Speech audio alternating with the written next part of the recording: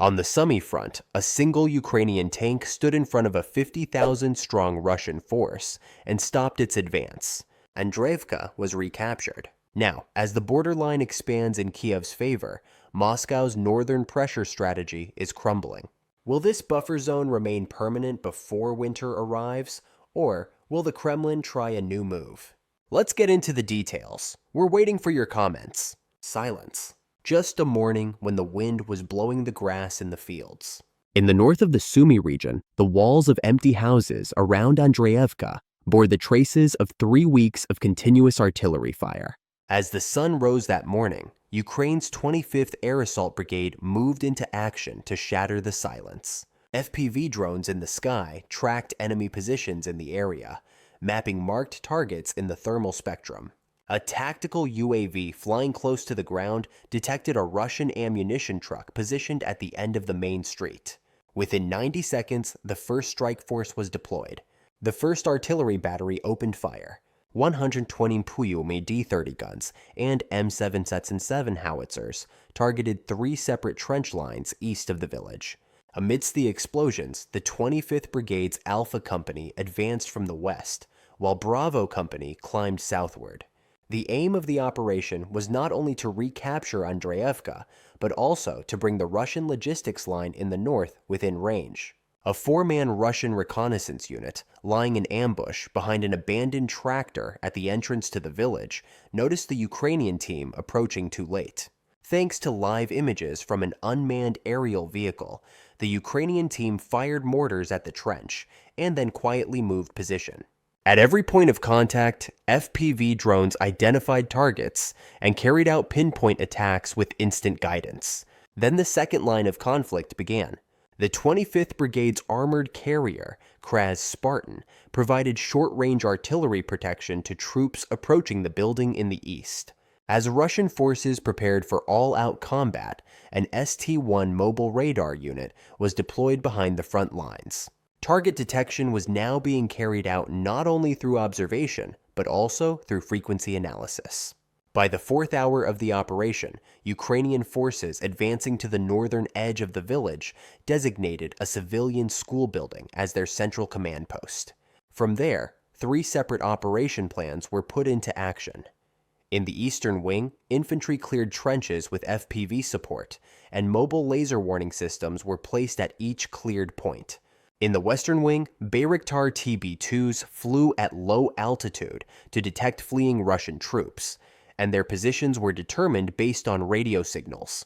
In the central flank, the elite sniper team of the 25th Brigade neutralized 2 Russian command posts remaining in the village square within minutes. The last Russian unit was spotted and struck in the wooded area north of Andreevka. All that remained were ammunition boxes and sealed map cases, left behind in silence. The recapture of Andreevka was more than a tactical victory. This success demonstrated that Ukraine had regained the initiative on the Sumy front. Ukrainian forces increased pressure along the Alexeyevka axis, forcing Russian troops to retreat further inland from the front line. Defense lines were strengthened at strategic contact points such as Yunakovka, Yablunovka, Novonikolayevka, and Kondratovka. Thus, Ukraine not only broke the long-standing military pressure around Sumy, but also succeeded in creating a buffer zone in the direction of Kursk. The recapture of Andreevka is significant not only in terms of strengthening Ukraine's defensive line, but also in demonstrating that Russia's overall offensive capabilities are eroding. Meanwhile, this development highlights that Russia's strategic initiatives are yielding increasingly limited results, and that its operational capacity is deteriorating. In particular, the Kremlin is seriously alarmed by the fact that, despite the support of armored units and heavy weapons, it has been unable to break through the defenses in the border areas. But this alarm does not seem to have been taken very seriously by the Russian military. On July 2nd and 3, the Russian armed forces launched a new wave of attacks in the Sumy region in northeastern Ukraine.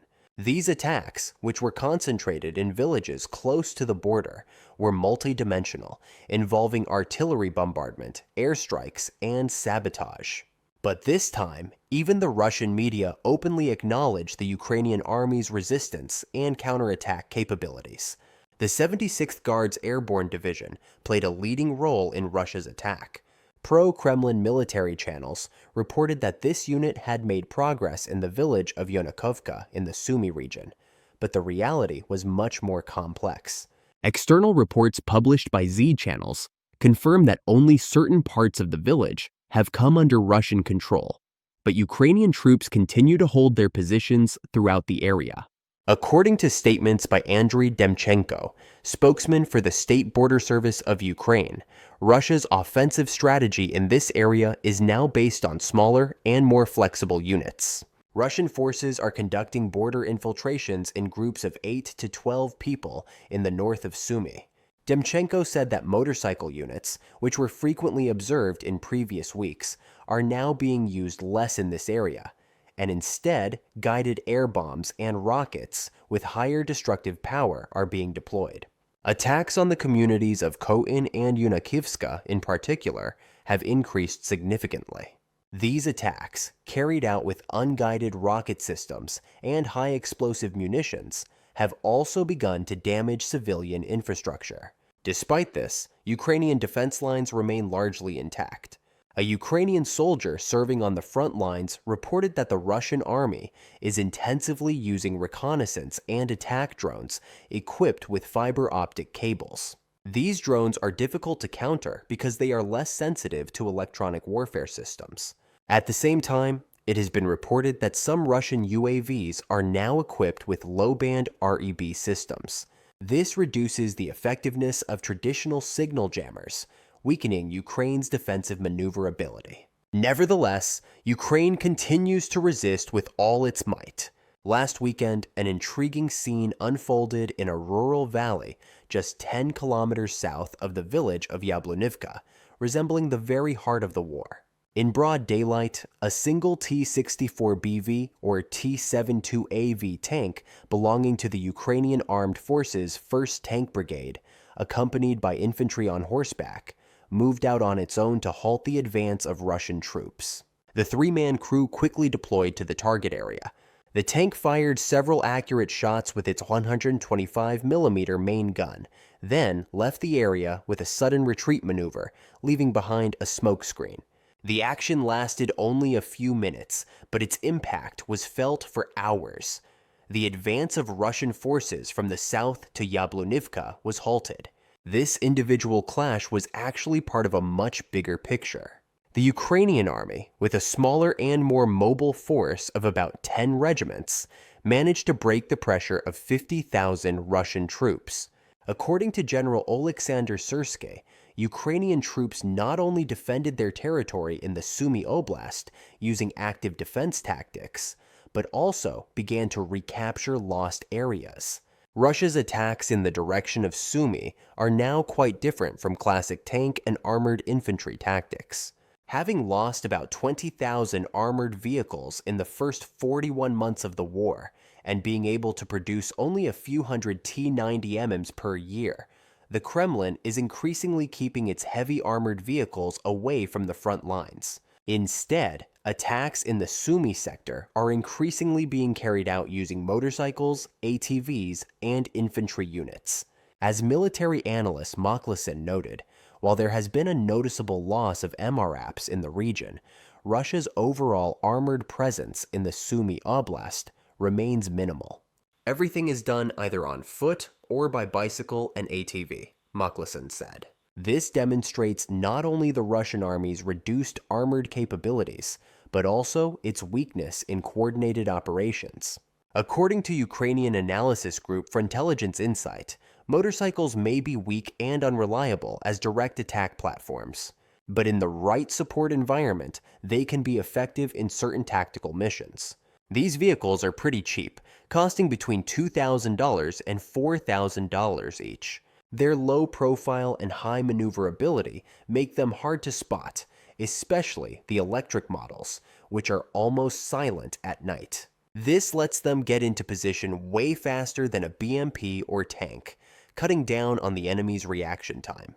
These features allow them to take up positions much faster than a BMP or tank, reducing the enemy's initial response time. But these advantages are lost when combined with poor coordination. As Frontelligence Insight points out, Russian forces are experiencing serious difficulties in coordinating joint operations even at the battalion level. Unsupported motorcycle units, meanwhile, have become easy targets for Ukrainian tank crews. While the idea that tanks are outdated is occasionally voiced on the battlefield, according to the Ukraine-aligned conflict intelligence team, tanks can still be a decisive force when used correctly. The fighting in the Yablonivka countryside is a vivid example of this. The fact that a single Ukrainian tank was able to halt Russian advances through coordinated defensive maneuvers and well-timed actions demonstrates how effective these armored systems can still be at the tactical level. What matters here is not just technical superiority, but also strategic decision-making and the ability of local commanders to take initiative. That tank crew may have saved a few kilometers of front line from being engulfed in darkness. Ukraine's resistance in Sumy is an important indicator of the overall course of the war.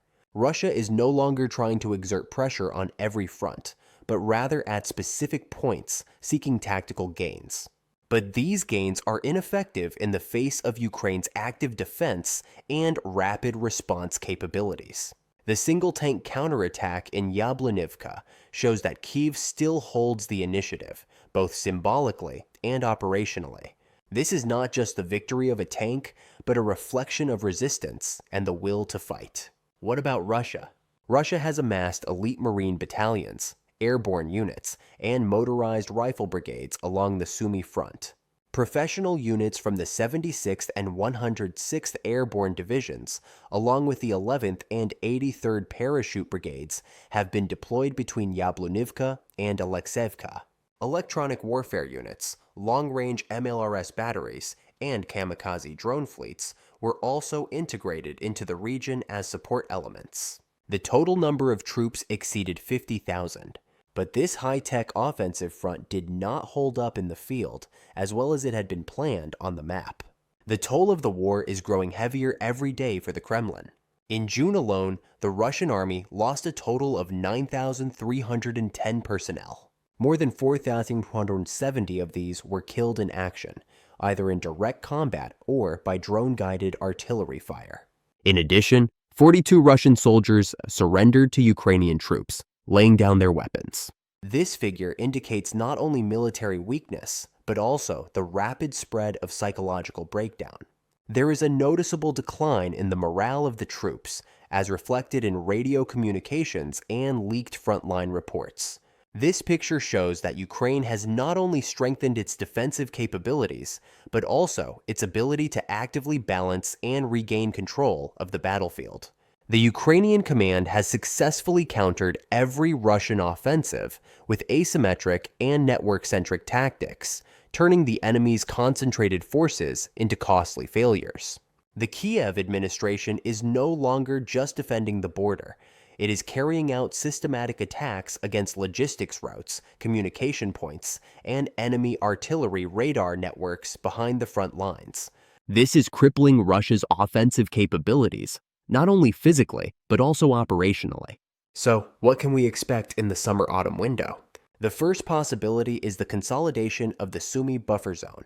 If the Ukrainian armed forces achieve an additional advance of 5 to 7 kilometers along the Alexeyevka axis, this will not only be a tactical gain, it will mark a transition to a phase that will permanently transform the regional defense architecture. In particular, the fire corridor that will open in the direction of Sudzha will seriously narrow the area of operation of Russian artillery batteries parallel to the border. This expansion means the construction of a strategic defense depth for Kiev. The current 10 to 12 kilometer buffer zone could turn into a protection strip of 20 kilometers or more. This would both facilitate the refortification of border settlements and greatly limit the enemy's room for maneuver in the event of sudden raids. At the same time, it would provide the AFU with more favorable deployment areas for counter-artillery strikes and sabotage-infiltration operations in the direction of Bryansk. The second possibility is that Russia will return to its north-south scissors plan. Ukraine's advance in Sumy resulted in the Kremlin disrupting the depth of its front. Therefore, Russia may return to its scissors strategy to gain time and force Ukraine back into a multi-pronged defense. This doctrine aims to suppress the north while simultaneously increasing pressure in the south. But this move will require new armored unit rotations and dual logistics line management. Under current conditions, Russia's battery repair capacity, ammunition distribution tempo, and road-air line coordination are quite fragile for such a large-scale simultaneous push, especially along the Kupiansk axis, where Ukraine's deep anti-tank defenses and drone artillery coordination are effective. Russia risks weakening its center of gravity by splitting the front. Drone glider bomb saturation is another possibility. The Kremlin may resort to the cheap swarm tactic again in order to reduce attrition costs on the ground and quickly deplete Ukraine's air defense stockpiles. This strategy relies on the simultaneous release of large numbers of Shahed 136, Lancet, and FPV drones with glide bombs. The goal is to deplete the ammunition reserves of systems such as Patriot, Iris-T, and NASAMS, and create a defense gap conducive to large-scale energy infrastructure attacks in the fall. But the sustainability of this plan depends on the restart of battery production facilities, such as Andrevka. The production gap that emerged after the attack on Yelets has become Moscow's most vulnerable point, particularly in terms of the power units for UMPK glide bombs and batteries for long-range UAVs. If this capacity cannot be restored by the end of the year, the Kremlin's winter darkness plan could be seriously delayed. Increased diplomatic pressure is the last resort.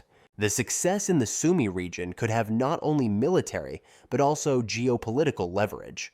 The Sumy success could enable new aid packages to be presented to Congress with the argument of concrete investment returns to counter resistance. Allies such as Germany will also come under pressure to make more visible contributions.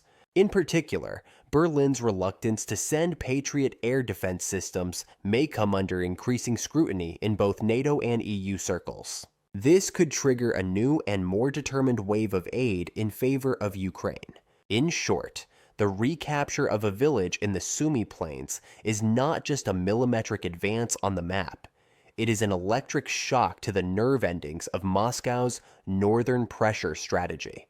Ukraine has halted an enemy force of 50,000 DOS by combining active defense with tactical tank strikes and drone artillery choreography. Russia has failed to achieve results with its motorcycle battalions, glider bombs, and the glitter of VDV uniforms. The front is now turning not just to advance, but to restore balance until exhaustion. Do you think this buffer in Sumy will solidify until winter, or will the Kremlin add a new layer to its tactical evolution and heat up the northern front again?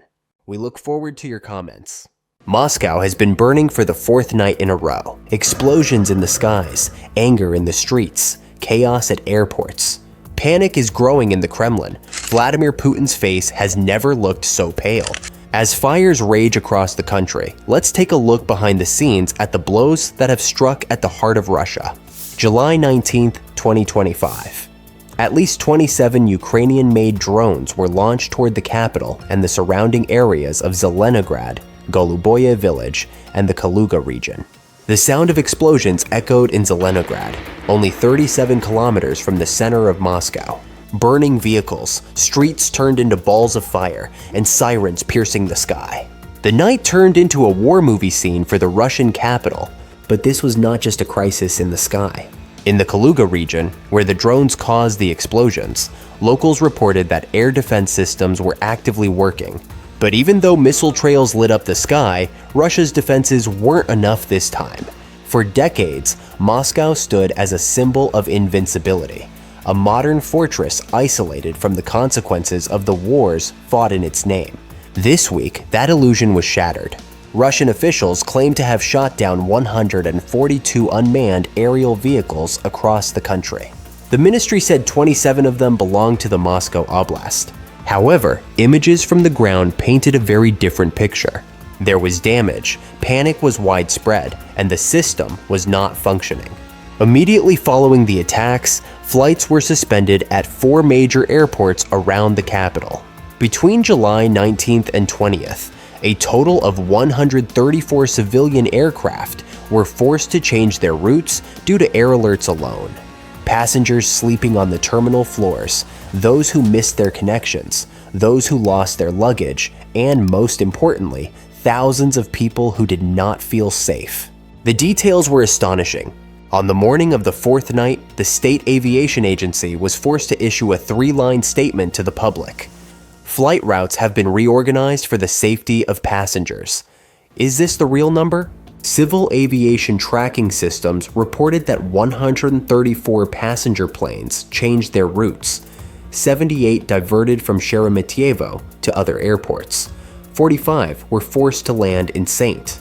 Petersburg without landing at Vnukovo, 8 Domodedovo departures were delayed, and 3 foreign charter flights waited for flight permission for nearly 20 hours on the Zhukovsky runway. The Moscow sky was not filled with plane crashes, but with panic. Thousands of passengers sleeping in terminal seats, Aeroflot officials updating lost baggage lists, Russian tourist groups missing their Istanbul transfer and seeing their dreams of sunbathing in Bodrum melt away. The whirring of drone engines actually cut the wires of Sharik, Russia's global air artery, before reaching the Kremlin walls. As flight routes were disrupted, the rails were also shaken. The railway line stretching from Moscow to Rostov and then to Sochi is the lifeline of the Southern Front's logistics. Over 130 trains set new delay records due to signal lines cut by drone attacks. Some were delayed by 33 minutes, others by 15 hours. A signalman at Likaya station was injured by shrapnel. A single electronic box on the track multiplied the waiting time for dozens of train cars filled with ammunition, food containers, and oil tankers. Russian railways added water service to its list of delays, and plastic bottles were distributed to passengers waiting in foggy station halls. But was the water enough? When the power outage shut down station air conditioners, the summer heat felt 3 times as intense as in Moscow. The physical heat of war transformed into a suffocating humidity that made the iron structures sweat. The economic toll was even more striking. Overnight, 134 route changes, flight taxes, ground services, and fuel costs added up to nearly 1.4 billion rubles in losses for civil aviation. Railway delays, meanwhile, resulted in 280,000 tons of ore unable to be transported, equating to an additional $500 million rubles in costs. Insurance premiums. The London reinsurance market imposed an 18% risk surcharge on cargo policies originating from Moscow airports within 72 hours. This means that imported goods such as phones, car parts, baby diapers, and Swiss chocolate will all see a new price hike on store shelves. The central bank sold large amounts of foreign currency the morning after the explosions to stabilize the ruble. If the daily pace reaches $150 million, an annual reserve depletion of $35 billion should come as no surprise. The invisible cost of the economic bill is brain drain. A quick survey conducted by the Levada Center 3 days after the explosions showed that the percentage of those who said the war has negatively affected my life jumped from 38% to 52% in just 1 month. Among those aged 18 and 35 with passports, 22% answered that they wanted to emigrate permanently, a figure that matches the record set during the 1998 ruble crisis. The destinations are Georgia, Kazakhstan, Serbia, and Turkey's coastal cities. It seems that the thunder is closing suitcases shut tight. The most valuable capital, young, multilingual, university-educated brains, are loading their suitcases and heading for the border as flames rise from the airport runway. The fear felt on the streets is real. Although Kremlin-friendly television stations put calm presenters on screen and repeat that Moscow is safe, videos of burning car parks on Telegram are being shared on WhatsApp groups. An apartment resident cannot find a taxi to return home because of the sound of sirens overhead. A babushka who has brought her 5-year-old granddaughter down to the hallway whispers, The Nazis couldn't get to Leningrad back then. How are they getting here now? At that moment, the first cracks appear in the propaganda. If the army can't protect the capital, what village will it defend? Economists say that Russia is being hit at a cost of about $1,000 per drone, but a defense missile costs $300,000. The opposite is true. The aggressor is playing for pennies while the defender is losing millions. What's more, every civilian flight that explodes burns tourism revenue, business travel, and cargo income. Is St. Petersburg's Pulkovo Airport happy with the wave of emergency diversions? It may be selling fuel in the short term, but the domestic flight network is entering a syndrome of voluntary division overnight. Business traffic out of Moscow is inflating domestic prices, and the middle class is saying, "I can't afford plane tickets, I'll rent a car." Lukoil's domestic pump prices are rising as fast as the explosions on the Moscow ring road. The Ukrainian side is smiling as it watches the military cost Hulk benefit table. Independent analyst Pavel Narozhny summarized the situation in an interview in Kyiv. Drones costing hundreds of thousands of dollars each are causing Russia billions of rubles in shocks every time. Moreover, they're not even passing on the cost of the artillery shells being fired at the front lines to us. Because Russia's domestic market is dependent on a single point, Moscow. As the capital's alarm sirens wail, it's not just the political elite's high-rise residences that tremble. The entire economy's lifeline shakes. In days when the state budget allocates 10 trillion rubles annually to defense, the collapse of airport revenues, railway freight losses, the collapse of tourism, and the rapid depletion of foreign currency reserves needed to prop up the ruble all come into play. The sharpest fracture is the perception that no place is safe. When Belgorod was hit in 2022, Moscow residents shrugged it off. When the Crimean Bridge was blown up in 2023, vacation plans were disrupted. When the oil field in Bryansk caught fire in 2024, the issue cooled off after 3 days. But in 2025, if a fireball is seen 37 kilometers away, that distance is now as close as the living room and kitchen in your home.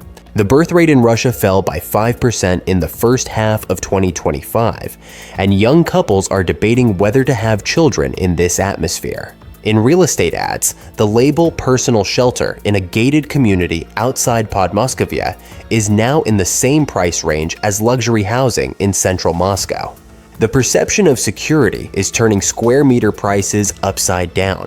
And the Kremlin? The propaganda machine still says everything is under control. But the grayish beads of sweat on the face of the military spokesman appearing on screen are caught by the camera. Trust reports indicate that the percentage of people who trust the central government has dropped from 63% to 47% in 4 days. The math of the statistical game is clear. A 16% decline translates to 2 million people in the capital's population of 10 million. 2 million skeptics are enough to breach the threshold for street protests in an economic crisis scenario. Ukraine's drone strategy is psychological warfare on top of military chaos. 3 kilograms of explosives create panic on social media for 3 million people. When the airport's giant runway lights go out, it's not just the planes that are grounded, but the country's self-confidence as well. As the question, why did the S-400 fail, remains unanswered in Russian military blogs, the propaganda for voluntary mobilization is fading. Contract soldiers who were supposed to be sent to the Belgorod front are walking away from the signing table, fearing that if there is no guarantee even in the capital, I will become a human shield at the front. The Kremlin's pool of human resources is shrinking, but the economic losses are not over yet. As the central bank sells foreign currency to defend the ruble, reserves are dwindling and inflationary expectations are rising. The oil discount income hidden from the public is compounded by losses in cargo, tourism, aviation, and insurance. When Moscow's financial heart suffers a heart attack, news of the blockage reaches Russia's most remote regions. Retail chains in Siberia attribute empty shelves to logistical delays, but in reality, container shipments are stuck on the railways, forcing price tags to be changed. So, how is Kremlin leader Vladimir Putin unable to protect the capital? In fact, Moscow and its surrounding central region have always been the most heavily defended areas in Russia. The protection of the capital and central district is carried out by the 1st Air and Missile Defense Army. The capital's air and missile defense system has a complex structure consisting of 2 layers. The first is the A-135 Strategic Missile Defense System. The second is the S-50M, which includes the Baikal-1 and Universal-1 automatic control systems, the S-400 and S-300 PM-2 complexes, and the Panzer anti-aircraft units. All of these are supported by various radar stations that enable the detection and guidance of defense missiles. This extensive system is primarily designed to counter air attacks, cruise missiles, and intercontinental ballistic missile warheads. However, the system's success rate against drone attacks is unclear. Protection against unmanned aerial vehicles has never been the mission of the air defense missile systems serving in the 1st Army. Neither the 2021 National Security Strategy nor the 2014 Russian Federation military doctrine identifies unmanned aerial vehicles as a threat to national security. The Russian Federation's concept for the development of aviation defense until 2030, dated April 2, 2019, also pays no attention to the fight against unmanned aerial vehicles. When commenting on a report on the development of Russian aviation forces in the early days of the war, the Russian Ministry of Defense stated that the modernization of Moscow's missile defense system would be completed in 2023. However, there was no mention of the threat posed by unmanned aerial vehicles. The fact that Ukraine possesses the capability and intent to attack important targets on Russian territory using unmanned aerial vehicles was already evident by last autumn. In November 2022, Russian Security Council Secretary Nikolai Patrushev called for an increase in air defense forces in the Central Federal District, particularly to protect important facilities. Judging by the recent UAV attack in Moscow, it seems that this vulnerability was recognized too late. Lieutenant General Aitek Bijev, former Deputy Commander-in-Chief of the Russian Air Force for the Commonwealth of Independent States Joint Air Defense System, proposed establishing round-the-clock air defense duty at important strategic locations, including the Kremlin, the Defense Ministry, and the Federal Security Service headquarters. But this proposal was not accepted. According to military expert and Air Defense Forces Museum Director Yuri Knutov, this is probably due to the fact that most of Russia's air defense systems were moved closer to the Ukrainian border after the full-scale invasion of Ukraine. The installation of air defenses on the roofs of some Moscow buildings in January 2024 also indicated that the Russian army was experiencing a serious shortage of short-range systems. On the other hand, it turned out that the Panzer air defense systems, also located in the capital Moscow, were largely unsuccessful in detecting low-speed and small targets, including military unmanned aerial vehicles. At the same time, these air defense systems regularly detected false targets, including large birds flying nearby. The Russian military developed plans to deploy more Tor-M2s to military bases in and around Moscow. But the Tor-M2 was not a perfect defense either. This system detected UAVs at distances between 9 and 15 kilometers, 5.5 and 9 miles, with at least a 70% probability. Additionally, the lowest altitude level detectable by the system was between 30 and 60 meters. In urban areas, there is a lot of interference, and the likelihood of detecting, targeting, and neutralizing such a target decreases further. The success rate of the Tor-M2 in Moscow was even lower. Another important fact is that Russian air defense systems have problems defeating drones in the dark. Another challenge is that Russian air defense systems can only prevent UAV attacks at high costs. This also applies to air defense systems in Moscow. Military theorists at the Russian Defense Ministry have repeatedly pointed out the low efficiency and unreasonably high cost of defeating unmanned aerial vehicles using traditional methods. Defense is becoming more complicated because UAVs are usually made of plastic and powered by a small metal motor, which gives them a low radar signature. UAVs are difficult to hit from a distance because they fly at low speeds and low altitudes. Additionally, UAVs are easy to maneuver, allowing them to evade radar and air defense systems. Although Russia has been unable to protect its capital from such risks, Ukraine has been trying to take precautions against UAV attacks since the beginning of the war. Some of these precautions were quite striking. In particular, the emergence of anti-drone teams in St. Petersburg demonstrated the authorities' concerns and the relatively low-tech countermeasures being employed. Another precaution was to impose a complete ban. Moscow authorities completely banned drone flights in the early days of the war. It has been suggested that more technological systems will be deployed to protect the capital in the coming period. Laser and microwave weapons are being developed in Russia, but they are still a long way from being put into service. After hopes for defense slowly faded, the Russians' inability to properly protect even their capital Moscow, and the fact that modern air defense systems have still not been deployed in the city, are causing great demoralization among the city's residents. On the other hand, Ukraine's latest attack was a continuation of Russia's missile strikes on the Black Sea port city of Odessa the previous evening, revealing a continuing pattern of retaliation and counter-retaliation. Both sides are becoming increasingly dependent on drones. This is giving rise to a new style of warfare that relies on technology-driven, low-cost attacks that can penetrate deep into enemy lines. The international diplomatic landscape has also changed throughout the war. US President Donald Trump issued a stern warning to Russian President Vladimir Putin after meeting with NATO Secretary General Mark Rutte: end the war in Ukraine within 50 days, or face severe economic sanctions. This harsh threat marked a critical turning point in the global pressure on Moscow and highlighted growing frustration with the protracted war. The Kremlin responded to Ukrainian President Volodymyr Zelensky's call for new peace talks through President Putin's press secretary Dmitry Peskov. Peskov said Russia was ready to negotiate, but insisted that Moscow's core objectives in Ukraine must first be resolved.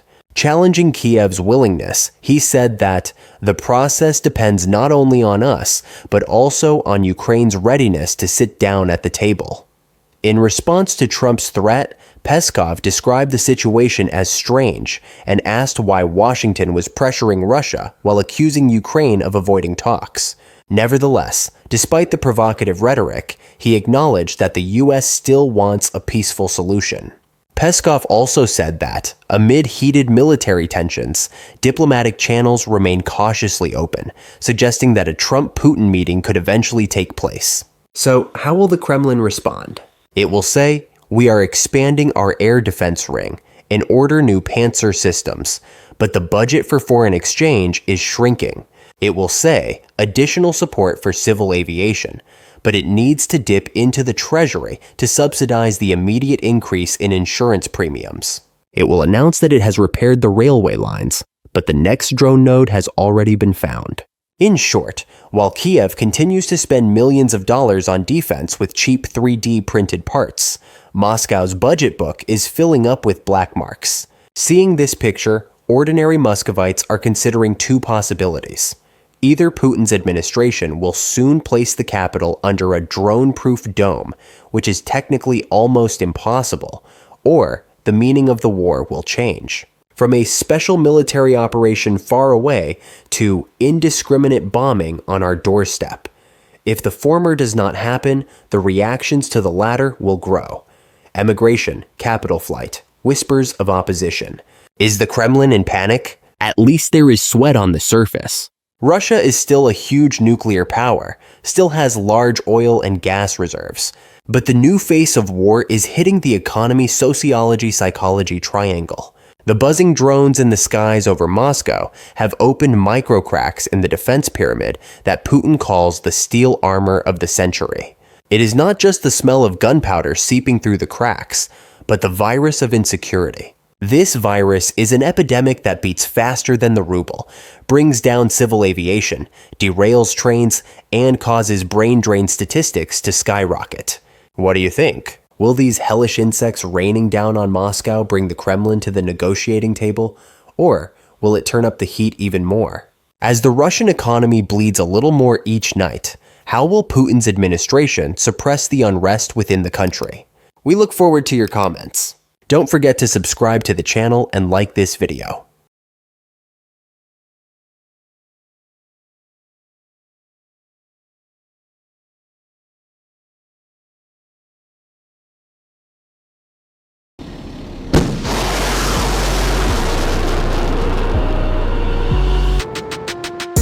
Ух ты, ебать, урод. Вот это есть. The Russian army's supposedly impenetrable rear lines are now riddled with explosions. In Kursk, east of Donetsk, a huge ammunition depot was first shaken by a single spark, then sent columns of fire into the sky in a series of endless secondary explosions. This depot, located 50 kilometers behind the front lines, was destroyed in minutes by Ukraine's precision-guided missiles, while just one day earlier, the communication antennas of the Russian 8th Combined Army headquarters in the center of Donetsk were dismantled by HIMARS rockets. This series of successive blows leaves artillery batteries without ammunition, armored units without fuel, and commanders without communication. As Russia loses its supply corridors behind the front lines, how much longer can its war machine remain operational? We now delve into the background of the destruction of the massive 5,000-ton Russian ammunition depot and the Russian 8th Army headquarters.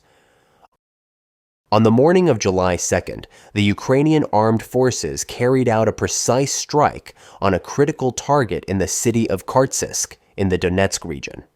The target was one of the largest ammunition depots in the area. The explosions, which occurred around 4:30 a.m. local time, were not merely direct hits. The subsequent chain of secondary explosions clearly revealed the presence of a large stockpile of ammunition in the depot. Within minutes of the first explosion, local residents reported hearing a series of explosions resembling an earthquake and feeling their windows shake. Satellite imagery and initial footage from open sources showed a massive column of flame rising from the center of the explosions, illuminating the dark morning sky. From time to time, sparks and flashes of explosions could be seen among the flames, suggesting that different types of ammunition were detonating one after another inside the facility. The area where the explosions occurred is located on the eastern outskirts of Kursk, and is part of an old industrial complex that has been used by Russian military logistics for a long time. On the morning of July 2nd at 4:31 a.m., this facility found itself at the center of a 5-part ring of fire. The 19th Missile Artillery Brigade of the Ukrainian Air Force struck the target with 6 M31A1 GMLR's missiles, launched from American-made M142 HIMARS launchers. The M31A1 was selected for its 90-kilometer range and 91-kilogram steel preformed warhead, designed to penetrate concrete roofs and create a shrapnel shower inside. 2 minutes before launch, electronic warfare teams working in coordination with the brigade jammed the Russian P-18 spoon-rest early warning radar in the area with saturated frequency noise, causing the Tor-M2 batteries to lose their lock-on window. When the first missile struck the northwest corner of the warehouse roof, the detonators of the stacked D-20 artillery shells inside were triggered in a domino effect. This was followed by the successive explosions of Grad rocket cassettes and 220mm Uragan unguided missiles. The explosion was so powerful that the infrasonic sensors of an American civilian satellite company recorded pressure waves 800 kilometers away. Within the first 20 minutes, the flame column exceeded 50 meters. The Ukrainian General Staff stated in a brief statement at noon that the ammunition storage area in Kursk has been destroyed with high-precision weapons, seriously limiting the enemy's artillery capabilities along the Donetsk axis. So how did the reconnaissance targeting chain behind the precision strike work? The 73rd Special Reconnaissance Group, which had detected heavy truck traffic in the Kursk area since the end of April, monitored the depot for 3 weeks with mini UAVs. When thermal cameras indicated in mid-June that active cooling systems were operating inside, it was reported that the ammunition stockpile had reached a critical level. This data was cross-referenced with the European Union surveillance satellite, SAR-LUPE. Synthetic aperture radar confirmed intense reflections beneath the roof metal. The targeting package was finalized on the night of July 1st, and the missile brigade locked onto a 4:30 a.m. time window when wind would be low and ionospheric turbulence minimal before dawn. In the final 10 seconds before launch, the GPS drill key in the HIMARS system activated the altimeter map block, causing the M31A1 to detonate its warhead exactly 2 milliseconds after penetrating the concrete roof. Thus, the munition created the widest possible shockwave effect inside. The powder and TNT-filled cassettes in the rooms were exposed to temperatures of 250 to 300 degrees Celsius during the initial shockwaves, triggering a cook-off process. This chain reaction of spontaneous explosions was the cause of the 8-meter-high flames. Russian media reported that amateur radiation measurements were taken in the area after the explosion, but no increase in nuclear levels was detected. Thus, the absence of tactical nuclear warheads inside was confirmed. The Ukrainian side, however, estimates that the warehouse contained 220mm Uragan rocket warheads, tank heat rounds, and at least 10 containers of propellant for T-62 main battle tanks, in addition to artillery ammunition. The total TNT equivalent of this mixture could exceed 2,000 tons. In other words, the explosion released energy equivalent to approximately 10% of the Hiroshima bomb. According to local sources, the facility had been filled with a large number of Grad rocket munitions, tank shells, and artillery ammunition in recent months. The former machine factory on the eastern side of the Kursk industrial belt had been converted into a regional ammunition depot for the Russian Western Military Group since February 2024. According to open-source satellite imagery, the complex featured a 180-meter by 120-meter enclosed warehouse building at its center, surrounded by 12 semi-open revetments and concrete-floored loading ramps. This scale corresponds to a 5th-class regional ammunition depot under Soviet classification, meaning the depot could hold approximately 4,500 to 5,000 tons of artillery and rocket ammunition when fully loaded. Field observers reported that, starting in early March, an average of 60 trucks were unloaded here daily, most carrying 152mm artillery shells and 122mm Grad rockets. The collateral effects of the attack should not be underestimated. After the ammunition depot was reduced to ashes, the Donetsk-Ilovaisk railway line was closed for approximately 7 hours because shrapnel fragments riddled a 2-kilometer section of track. It is estimated that Russian batteries on the Donetsk front, each firing approximately 800 rounds per day, will have fired 12,000, 15,000 while in fewer rounds over a 15-day period following the loss of the Kursk depot.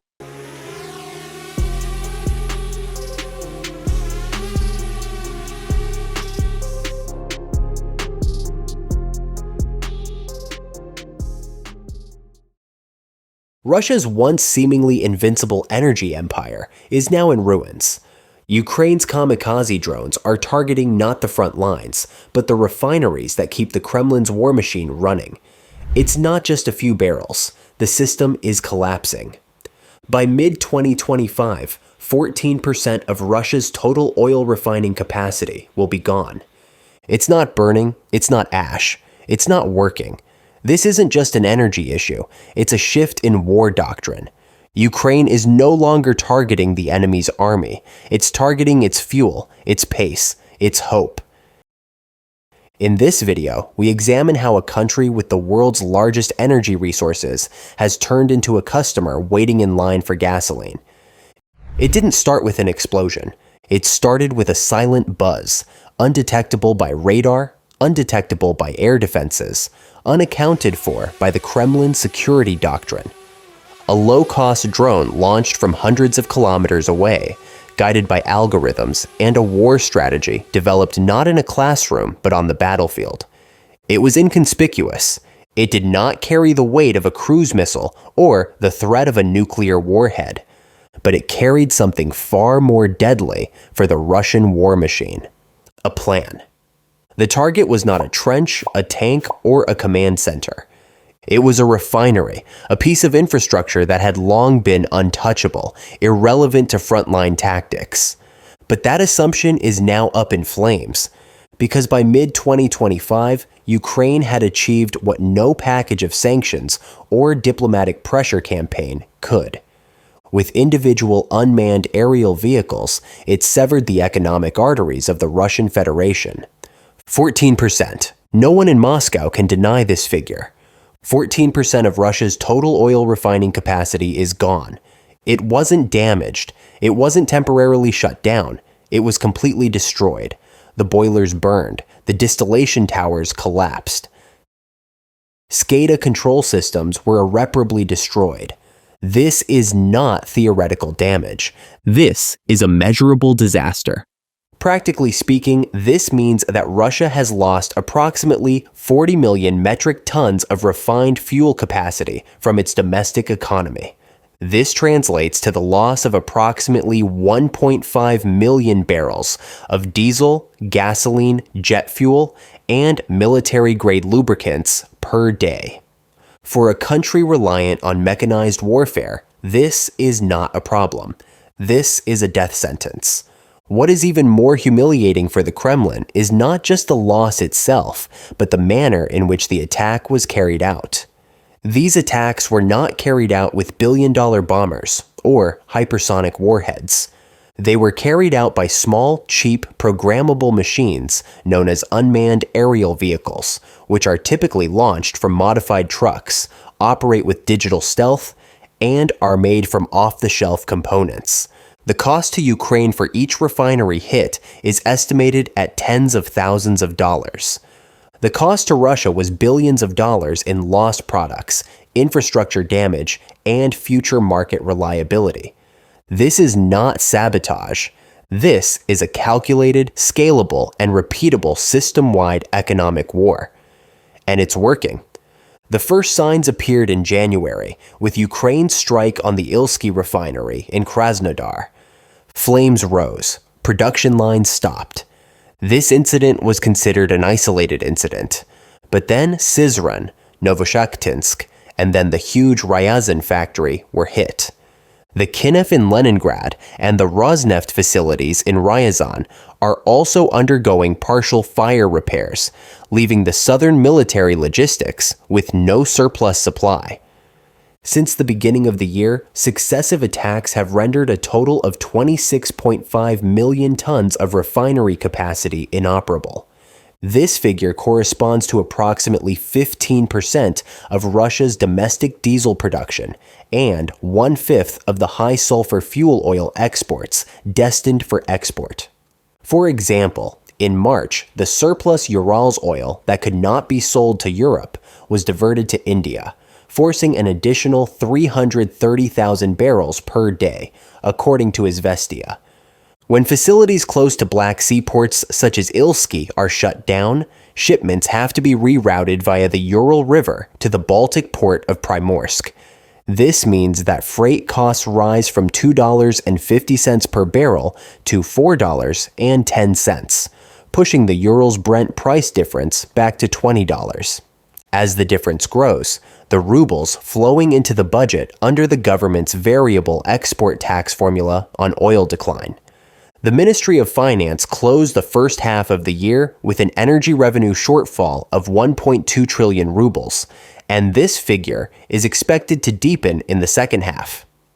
The hidden cost of refinery fires is not only lost barrels, but also increased insurance premiums. Following the March attacks, several major reinsurers covering Russian energy facilities raised their per-barrel risk premiums by 18%. Under the suffocating weight of a war that has shattered the dreams of every military doctrine and exposed the weakness of even the most powerful propaganda, Vladimir Putin has reached the brink of strategic helplessness. The summer offensive, which was heralded by state media as a turning point and built on the promise of regaining momentum in eastern Ukraine, collapsed not with a bang but with a whimper. This operation, marketed to the world as a turning point in Putin's long and painful war in Ukraine, has turned into a logistical disaster, a tactical embarrassment, and now a political liability. The long-awaited advance on Sumy, the attempt to encircle Kharkiv, the armored flanking maneuvers in Zaporizhia, none of these brought Moscow the victory it needed. Instead, the number of irreplaceable losses has increased. Supply convoys have ground to a halt, soldiers have mutinied, and trenches are filled with the defeated gazes of those who no longer believe in the war they are being forced to fight. Faced with a military personnel crisis that cannot be resolved through domestic mobilization and fearing that a new wave of conscription would spark public outrage, the Kremlin has made a decision signaling the final stage of collapse: to outsource the war to North Korea. Not just ammunition and drones, but human resources as well. Pyongyang has agreed to send an additional 30,000 soldiers to the Ukrainian front, in addition to the estimated 12,000 already deployed in regions such as Kursk, Belgorod, and Bryansk. One-third of these 12,000 soldiers had already been rendered ineffective. Now, another 30,000 North Korean soldiers are being sent as fresh reinforcements. However, these are not elite commandos or special units. They are poorly trained, ill-equipped soldiers who are ideologically isolated and whose only qualification for deployment is their obedience. For Putin, this is no longer a strategy, but a violent and tragic deal paid for with lives to gain influence. For Kim Jong-un, it is an opportunity to convert expendable human resources into ballistic technology, radar systems, and possibly nuclear support.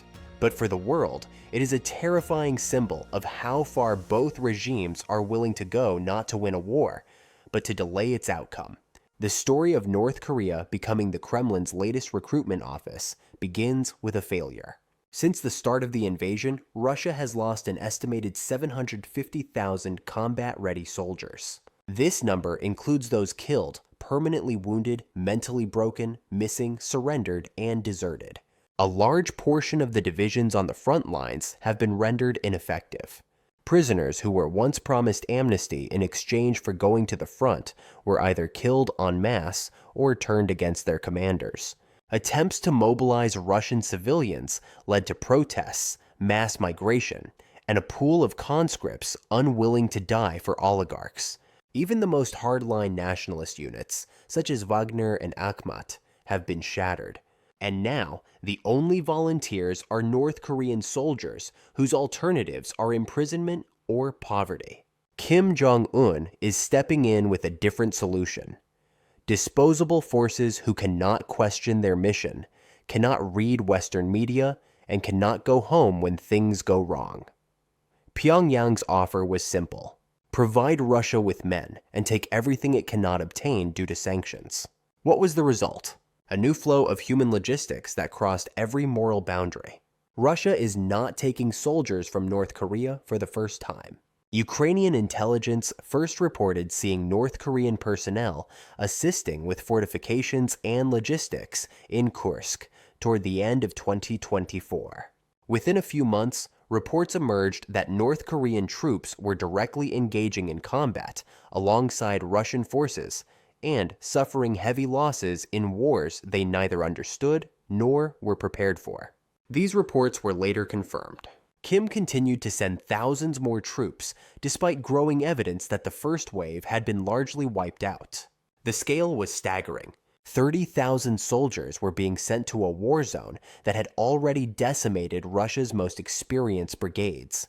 But the absurdity did not end there. These North Korean soldiers were not fighting for their homeland or ideological brotherhood. They had been forced into battle under the threat of reprisals against their families, and they had been given false information about the nature of the war they were fighting. Their training was focused on mountain operations, not mechanized trench warfare. North Korean soldiers' command protocols are incompatible with Russian signals. Language barriers are so severe that in one incident, a North Korean unit opened fire on a Russian Chechen Akhmat patrol due to a communication error, killing 8 people. In fact, the presence of these soldiers is causing more problems than they are solving. Logistical conflicts, command confusion, low morale, and yet they keep coming, not because they are needed, but because Putin has no other option. Their integration into Russian units is, at best, a patchwork quilt. Many are given fake documents containing false Russian identities, often claiming they are from Tuva or Buryatia, with papers showing they were drafted domestically. For example, according to a previously reported story, a document found on a soldier who died near Kursk stated that he was a roofer from the village of Bayan Tala and had been conscripted into the 55th Mountain Infantry Regiment. His real name was Lee Dae-haek. The military ID contained incorrect birth dates, inconsistent service periods, and missing official seals. This was a poorly fabricated lie, just like the war itself. However, lies cannot stop artillery fire. As you may recall, while Pyongyang's forces were engaged in combat in the Kursk plains, a HIMARS salvo wiped out a 40-member North Korean unit. Only one had survived. They surrendered immediately. Interviews conducted by Ukrainian intelligence revealed shocking truths. The soldiers had no maps, no air defense systems, and no functioning radios. They had been told they would be assigned to rear logistics, but found themselves on the front lines 72 hours after arrival. Others described sleeping on plastic sheets in muddy trenches, sharing expired food, and being berated by Russian officers who viewed them as worthless and disposable. Then the desertions began. In one particularly striking case, 18 North Korean soldiers abandoned their positions and were captured by Russian FSB agents. The Kremlin tried to cover up the incident, but video evidence emerged online. Even now, Ukrainian psychological operations teams are distributing Korean language brochures and making broadcasts promising safety, return to their country, and asylum to fleeing soldiers. While reactions have been limited so far, they are growing. Some are surrendering out of fear. Some are surrendering out of hunger.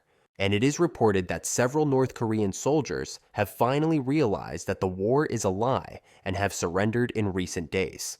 However, the numbers tell the real story. Since arriving at the front lines, over 4,000 North Korean soldiers have been eliminated in Ukraine. This number exceeds the total annual casualty rate of the Korean People's Army in 2020. Still, Kim continues to send more, because for him, this is not about Russia. It is about missile parts. It is about radar codes. It is about air defense systems and possible S-400 components. South Korean intelligence believes that Pyongyang is receiving guidance systems, access to satellite imagery, and training support for its satellite program in exchange for troops and ammunition. During recent North Korean military parades, missile configurations suspiciously resembling Russian Iskander designs were spotted. This is unlikely to be a coincidence. Meanwhile, Russia remains dependent on North Korea's industrial base for the replenishment of artillery ammunition. More than 12 million 152mm shells were shipped from Pyongyang to Moscow. Analysts believe that North Korean technicians are currently assisting with missile assembly in Russian factories and contributing to Russia's backlog in unmanned aerial vehicle production. However, despite all these material gains, the results on the battlefield remain grim. North Korean soldiers, accustomed to a rigid hierarchy and centralized command structure, are struggling in Ukraine's fluid and decentralized battle zones.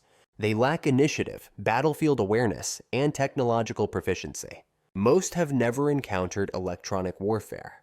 Unmanned aerial vehicles terrify them. Night vision confuses them. Artificial intelligence-powered fire coordination systems are overwhelming them.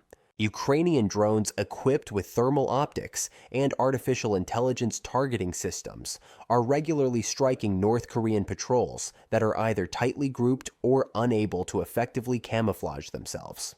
In one operation, a Ukrainian unit lured a North Korean unit into a fake safe zone and unleashed FPV drones armed with cluster munitions.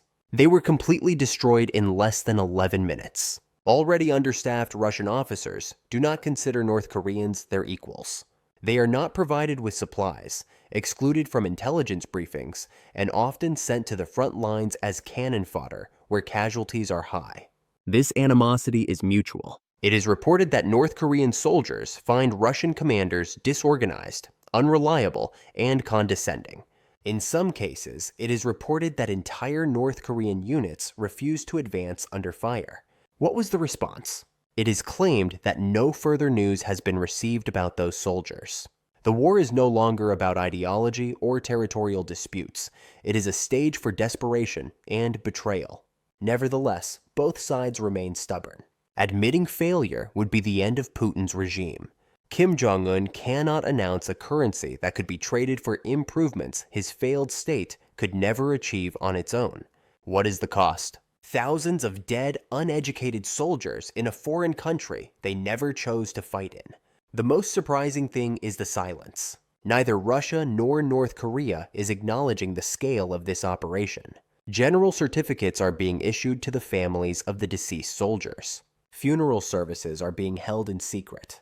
Pyongyang is imposing confidentiality agreements on mourning relatives and threatening those who speak out with sanctions. Russian state media is completely ignoring the issue and instead focusing on anonymous foreign volunteers with no names, ranks, or stories.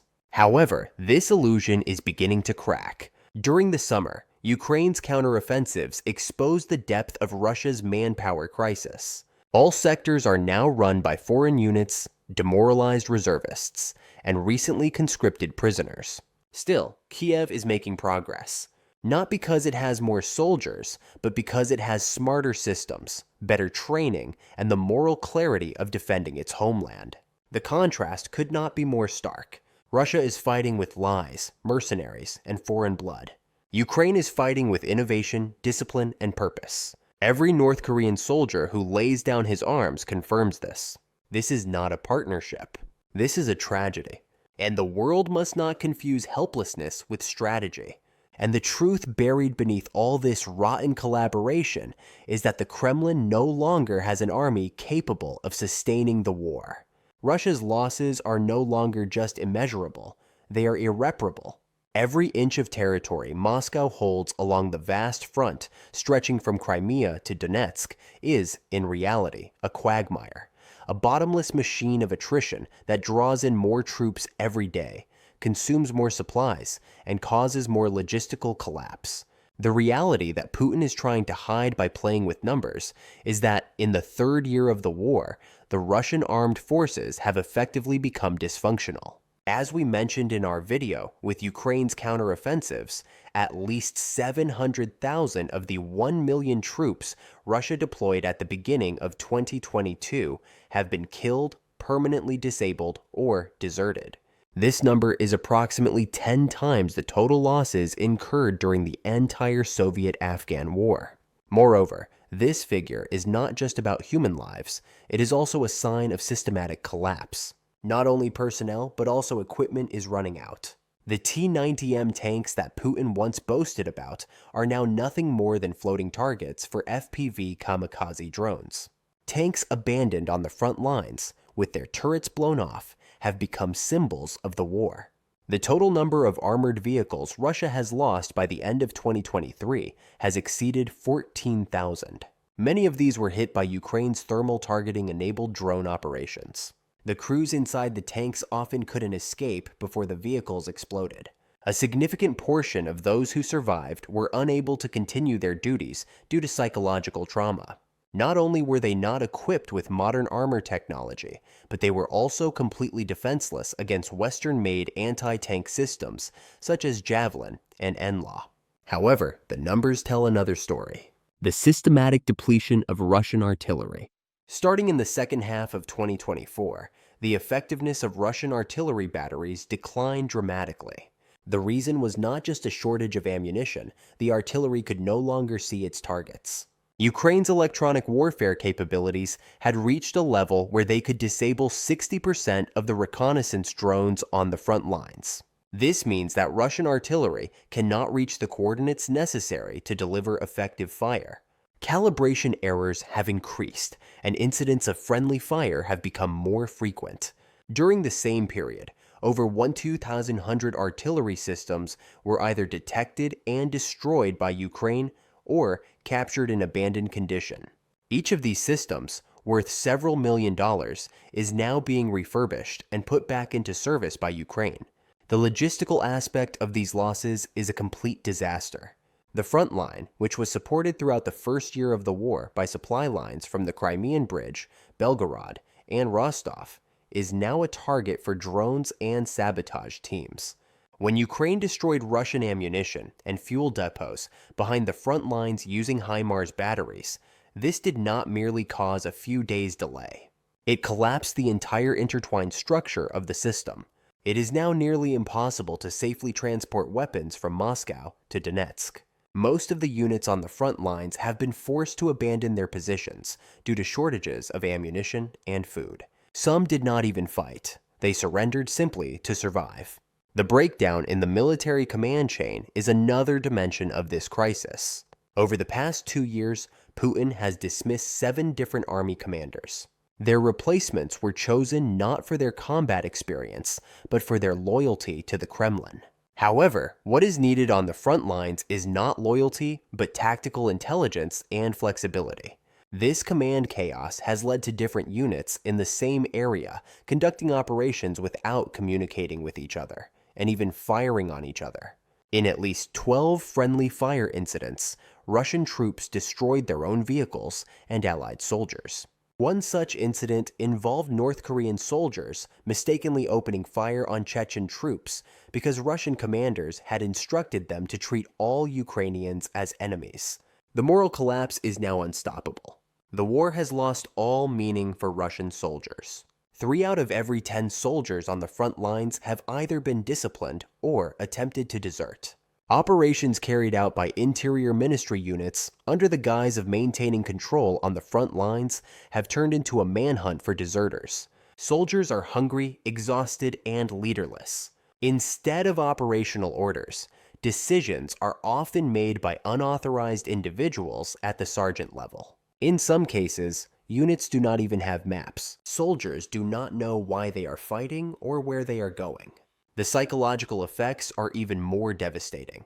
According to internal reports from the Russian Ministry of Defense, 45% of soldiers returning from the front lines are showing symptoms of post-traumatic stress disorder.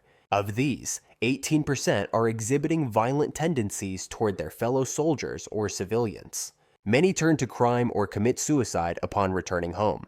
The 37% increase in suicides in Russia over the past 2 years is said to be directly linked to frontline experience. The Kremlin is trying to hide these figures. However, social media channels, the cries of mothers, the confessions of deserting soldiers, and the occupancy rates of regional hospitals tell a different story. One of the most striking examples occurred at the Kursk front. 70% of Russian troops are not receiving regular meals. Soldiers in the trenches are trying to survive on frozen canned food and stale bread. Freezing incidents during the winter months are resulting in deaths due to the inadequacy of the medical evacuation system. While an average of 40 evacuations could be carried out daily in the first year of the war, this number has now dropped to as low as 6. The reason is the lack of sufficient ambulances and Ukraine's targeting of Russia's rear supply routes with drones. In other words, they are not only fighting the enemy, but also nature and starvation. On the other hand, Ukraine's technological superiority is accelerating this collapse. Currently, an average of 600 FPV attack drones are deployed every day. These unmanned aerial vehicles are low cost but highly effective. A Russian tank or howitzer can be destroyed by an FPV costing an average of $5,000. In contrast, Moscow's air defense system is often unable to detect these drones. Radars are inadequate, software is outdated, and drone countering electronic warfare systems are either insufficient or completely disabled. The integration of Ukraine's defense industry with the West's AI-enabled targeting systems has made it virtually impossible for Russia to continue fighting with 1980s technology. In such an environment, North Korean soldiers, who have emerged as Putin's saviors, are exacerbating the problem rather than solving it. Russian commanders are forced to train the newly arrived North Korean troops, but there are neither the people nor the time to do so. These soldiers also have internal compatibility issues. Different languages, different training, different disciplinary approaches within the same battalion. This eliminates not only coordination on the front lines, but also the chance of survival.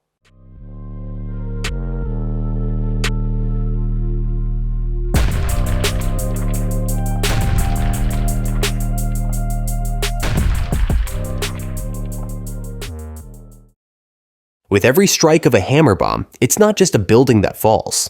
It's Russia's invincible legend that crumbles. A munitions depot in Donetsk, a secret headquarters in Kursk, a command center just across the border in Belgorod. These cylinders are AASM Hammer, France's smart munitions, which equips a classic bomb with a digital brain and strikes targets from 70 kilometers away. Since Ukrainian pilots fitted these French missiles under the wings of their Su-27 and MiG-29 jets, the Russian army's rear lines are no longer considered secure. Tactical headquarters, ammunition depots, and radar centers are erased from the map in seconds. The command chain is severed by a single bomb. What makes the Hammer so deadly? How did Kyiv manage to integrate Western technology into Soviet-made jets and shatter Moscow's claims of air superiority? Let's delve into the technical secrets of the AASM Hammer and its psychological impact on the battlefield to uncover this game-changer. June 23, 2025, Donetsk. A reconnaissance UAV belonging to the Ukrainian Air Force was on a circular patrol flight off the coast of Velika, Novosilka, south of Donetsk. The image transmission system focused on a simple building outside the village. This was no ordinary structure. It was being used by Russian forces as an ammunition depot. When the operation was approved, air superiority had been established over the area. A Su-27 fighter jet belonging to the Ukrainian Air Force was dispatched to the area. The aircraft had 2 AASM Hammer missiles under its wings. They looked like classic bomb bodies with digital brains attached. The aircraft approached while maintaining altitude. The guidance data was being transmitted live by the UAV. Before the sound could be heard from above, the decision was made. Release. The Hammer missiles glided from the wings. Seconds later, the target was hit. The first explosion was direct, but the real impact came from the chain reaction of munitions hidden inside the building. The structure was destroyed in seconds. Then, a thick white cloud of smoke rose meters into the sky. After the operation was complete, the UAVs made a second observation flight over the area. Nothing remained on the ground but debris. June 20th, 2025, Kursk. The 225th Intelligence Assault Group of the Ukrainian Armed Forces received critical intelligence about the Kursk region in the early hours of the morning.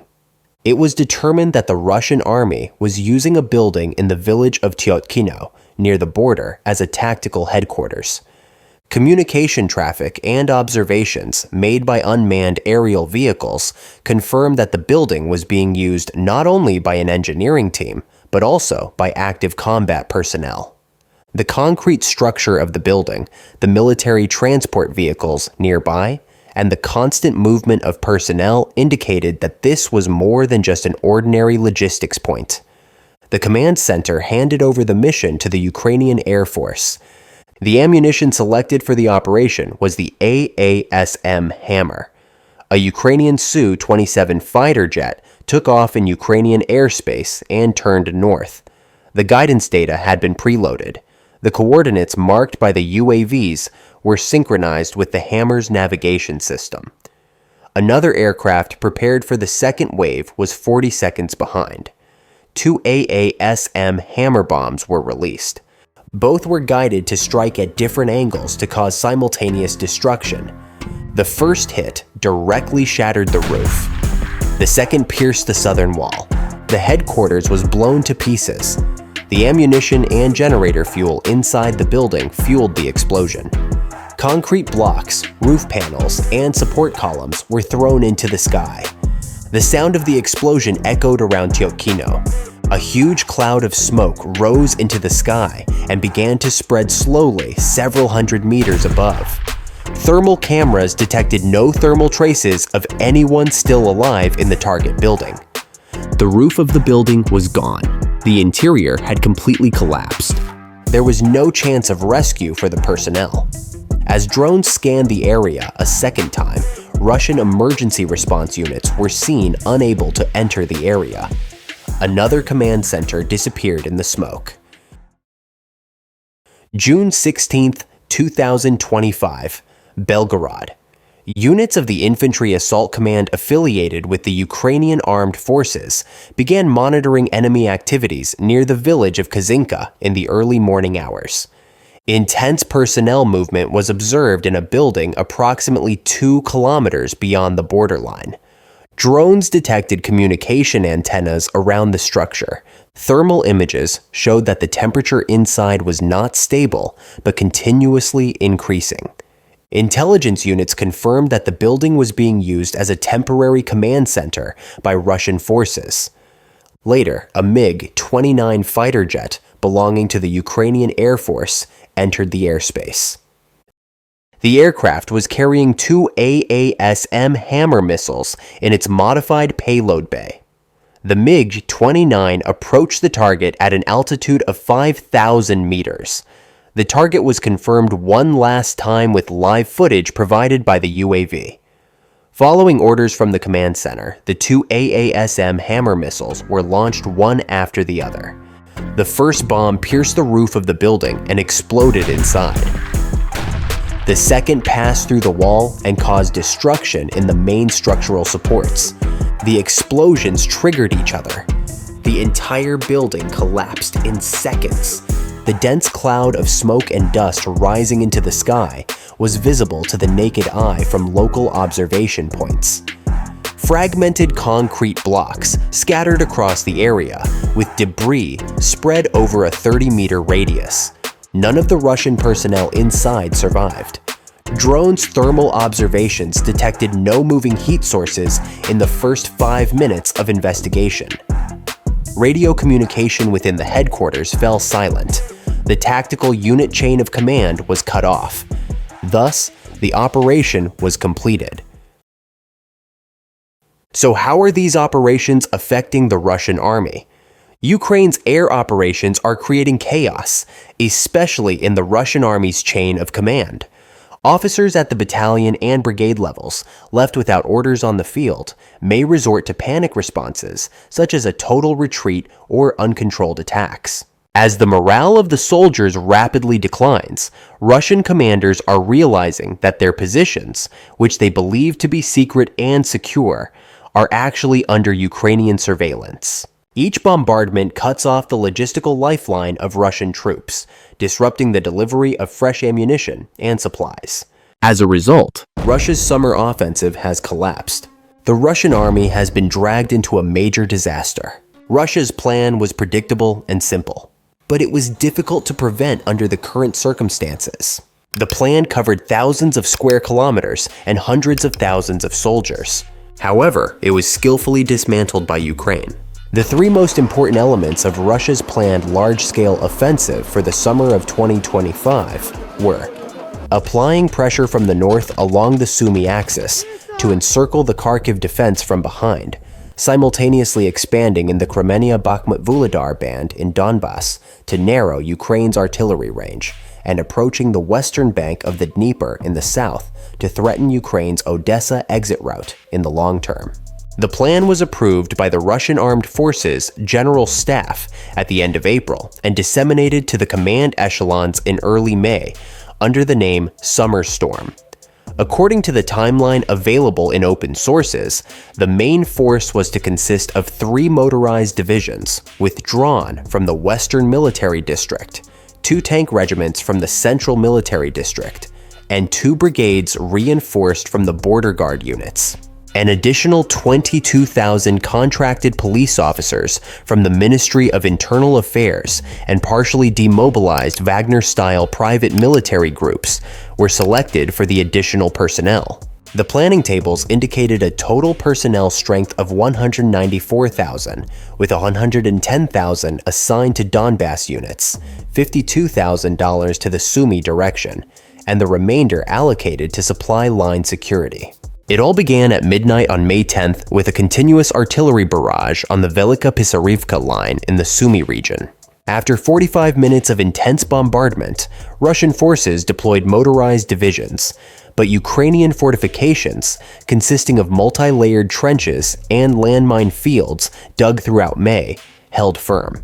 Satellite thermal imagery confirmed that Russian armored vehicle losses exceeded 200 in the first 5 days. The more significant finding was that the amount of progress remained between 0 and 2 kilometers.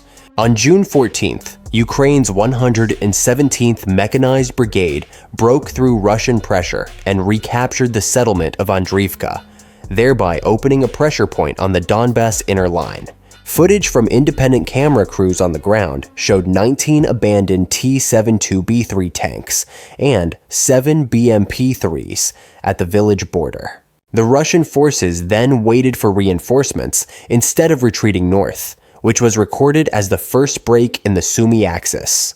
The offensive, announced by Russia in early May as its final move, tore 31,000 soldiers from the Russian army in less than 10 weeks, never to return. Yes, 31,000 people in just one season. Even more chillingly, this momentum had not been seen even in the chaotic first months of 2022. When satellite imagery collected since the start of the war, independent research networks' databases, and Western intelligence reports are cross-referenced, the total number of those killed and wounded is estimated to range between 900,000 and 1,300,000. In other words, the losses suffered by the Soviets in Afghanistan over a decade have been multiplied in just 3 years in the Donbass mud. Then, there is the issue of territory. Over the past year, for every soldier lost, Moscow has gained an average of 0.038 square kilometers. That's not even half the size of a football field. If this pace continues, it will take until at least February 2029 to fully subdue the 4 regions currently under partial Russian control. For all of Ukraine, roughly 89 years would be needed. Even if a Russian baby born today were to live to see his great-grandchildren, it wouldn't be enough. The question, why keep attacking, is answered by the words of officers captured at the front. One of the captured officers stated in a statement, "This move was marketed to them as the final blow to end the war." However, when the smoke cleared, all that remained were abandoned tank turrets and locked sights. The fate of the armored vehicle inventory once again proves the gravity of the situation. Since the beginning of the war, at least 22,000 main battle vehicles, i.e., tanks, armored personnel carriers, and armored combat vehicles, have been destroyed or abandoned. More than 10,000 of these were set on fire during direct combat. In some sections of the front, abandoned T-72 chassis are buried in the ground like ghostly monuments. Crew members' desperate cries of "the third spare hull is on fire" echoed helplessly over radio communications. The front lines of the war between Ukraine and Russia are burning. The center of the war has shifted to the Donetsk front line. Settlements such as Soledar, Bakhmut, Chasiv Yar, Konstantinivka, and Torska have become increasingly important. While the Russians are trying to storm these areas, the Ukrainian army has established a very strong and heavy defense line in each of these settlements. The last few days in particular have shown incredible movement along the front lines, stretching from Chasiv Yar to Torska.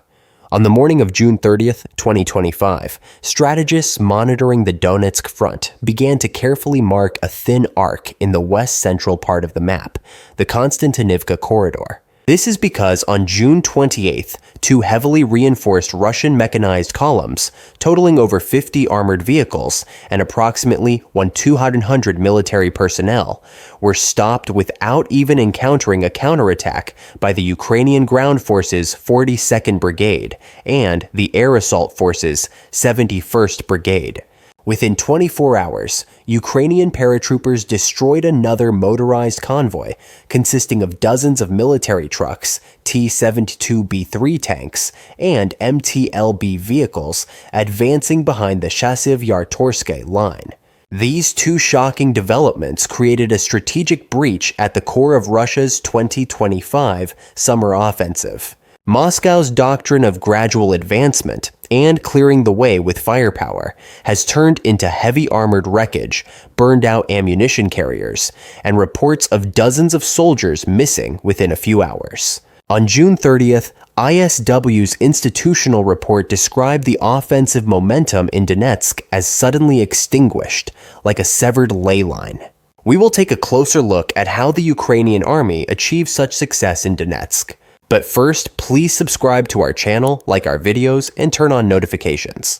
Let's start with the latest developments in Konstantinovka. On the night of June 27 to 28, 27 kamikaze drones, tasked with striking the Shebelinka oil distribution line, drove the S-300 radars linked to Volnovakha into hypersaturation.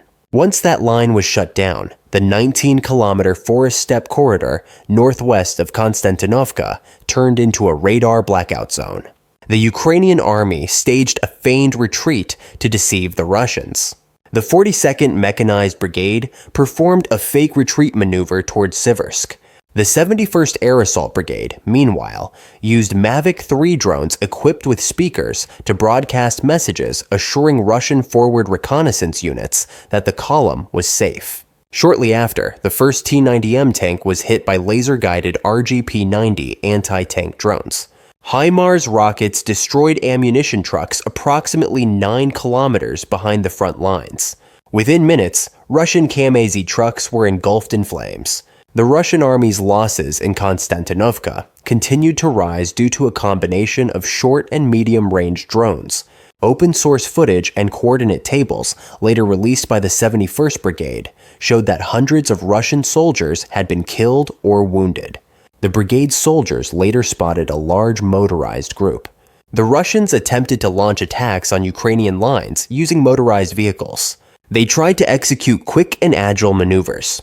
This was because the vehicles used by Russian forces here were motorcycles, which have significantly greater maneuverability compared to armored infantry vehicles. However, the attack did not go as planned.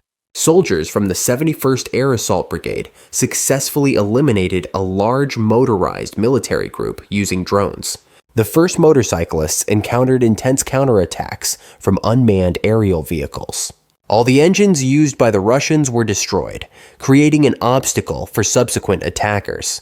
Subsequently, the precise operation of FPV drones, combined with coordinated airstrikes and well-coordinated actions by the operators, successfully thwarted the Russian offensive. This successful operation carried out by the Ukrainian armed forces was merely the beginning on the Donetsk front line. Immediately following this operation, Ukrainian paratrooper units entered the scene and disrupted Russian forces along the Torska-Andrevka line. The Russians' objective was to advance from Torska and provide support to their units in the vicinity of the area. Once again, a large Russian military convoy was advancing toward Torska when the 79th Air Assault Brigade targeted the convoy with Stugna P tank missiles from 6 kilometers away. We witnessed another successful operation. The Ukrainian army prevented the Russians from carrying out their planned occupation activities in Donetsk, completely defeating heavily armored mechanized units and motorized groups in Konstantinovka and Torska. The Russian units, which failed in both areas, resorted to retreating. This is a JASSM cruise missile. The missile has many effective features, but what interests us today is that it is launched from F-16s. In July 2025, Trump sharply changed his stance towards Ukraine and Russia. This sudden change triggered two things. First, sanctions and pressure on Russia. Second, the transfer of weapons to Ukraine that could strike Moscow itself and halt all Russian attacks. This is where the JASSM cruise missile comes into play. According to reports from Axios sources and Military Watch magazine on July 14th, it is reported that US President Donald Trump is considering approving the delivery of JASSM air-launched cruise missiles to Ukraine. The potential transfer would strengthen the Ukrainian Air Force's fleet of Cold War-era F-16s and enable them to serve as suitable launch platforms for missiles when operating from secure rear positions. The report follows separate claims from two sources familiar with US arms transfer negotiations. These claims indicate that Washington is considering the delivery of an unspecified, long-range missile class capable of striking deep into Russian territory. Additionally, they point to potential further advanced weapons deliveries following President Trump's recent pledge to provide Ukraine with an additional Patriot long-range air defense system.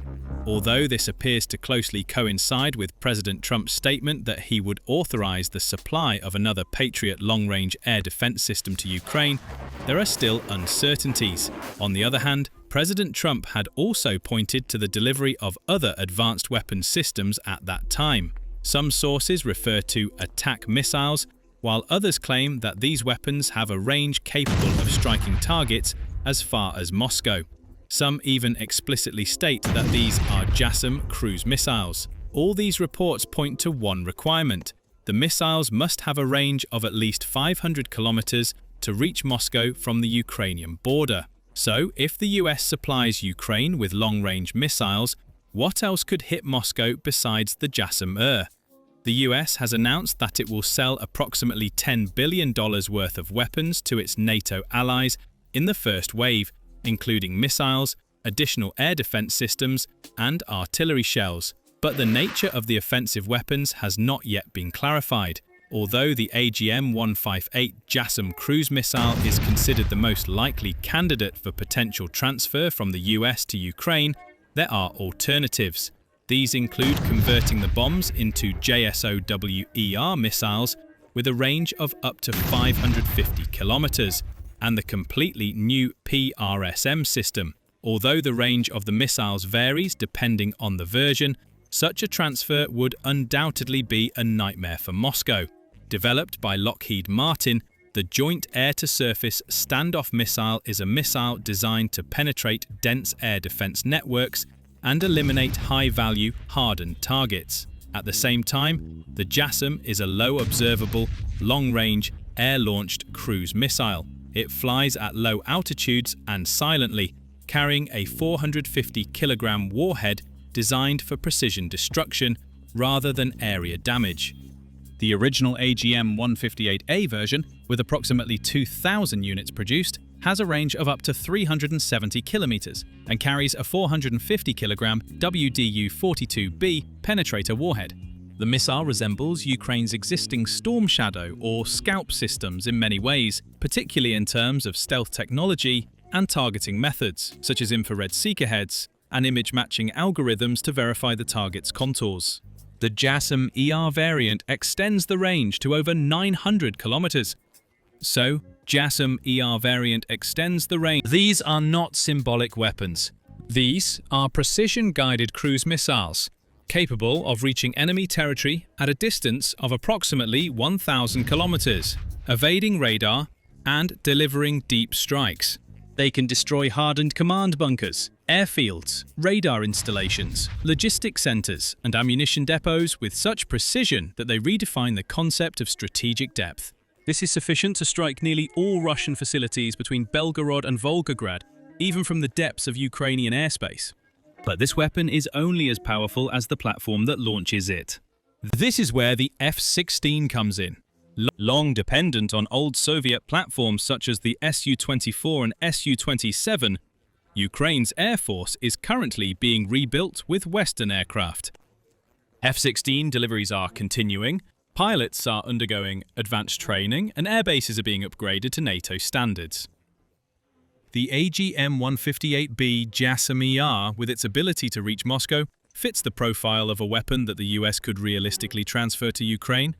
But given the larger stockpiles available and the fact that the US Air Force has begun deploying more advanced versions, there are also arguments in favor of transferring the older AGM-158A version with a range of 370 kilometers. At the same time, deliveries of JASSM-ER missiles may face restrictions due to limited production capacity. Therefore, if these missiles are supplied, the 370-kilometer range versions will likely make up the bulk of such a transfer. The implications of this extend far beyond tactics. They extend to strategy, doctrine, and political rhetoric. The spread of the JASSM cruise missile is so limited that even long-standing allies such as South Korea have not been granted access to this weapon.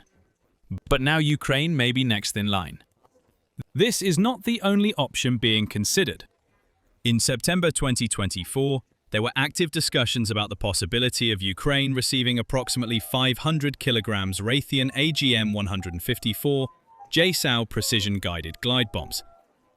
This transfer was never officially confirmed and seemed a somewhat dubious choice from the outset. Even when launched from high altitude, these bombs have a range of only about 130 kilometers. When launched from high altitude, which is the only viable method for the Ukrainian Air Force, their range will drop to about 40 kilometers, or even less. In other words, unless these weapons are converted into cruise missiles, as Raytheon once planned, the transfer of such weapons would be of extremely limited benefit. In this configuration, the JSOW-ER, powered by a Pratt & Whitney TJ-15 turbojet, would have offered a range of 550 kilometers, which would have been more than enough to reach targets in Moscow. But unlike the JASSM-ER, this design never entered serial production. It is worth noting that both the JSOW and likely the JSOW-ER could be launched from an F-16.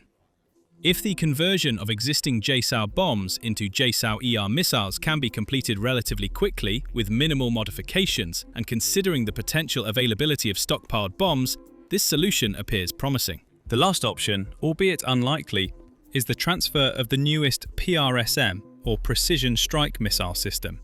Unlike the other candidates, this missile is a ground-launched weapon. Its standard launcher is HIMARS, and the Increment 1 version offers a range of over 500 kilometers, despite its warhead weighing only 91 kilograms. Considering that a $4.9 billion contract for serial production was signed only in April 2025, the PRSM remains a purely theoretical project for now. The only possible justification for the transfer could be to test its performance in real combat conditions. Nevertheless, even this option, albeit unlikely, although the Tomahawk has a range of 1,600 kilometers, it has largely disappeared from public view since it was included in Ukraine's victory plan in October 2024.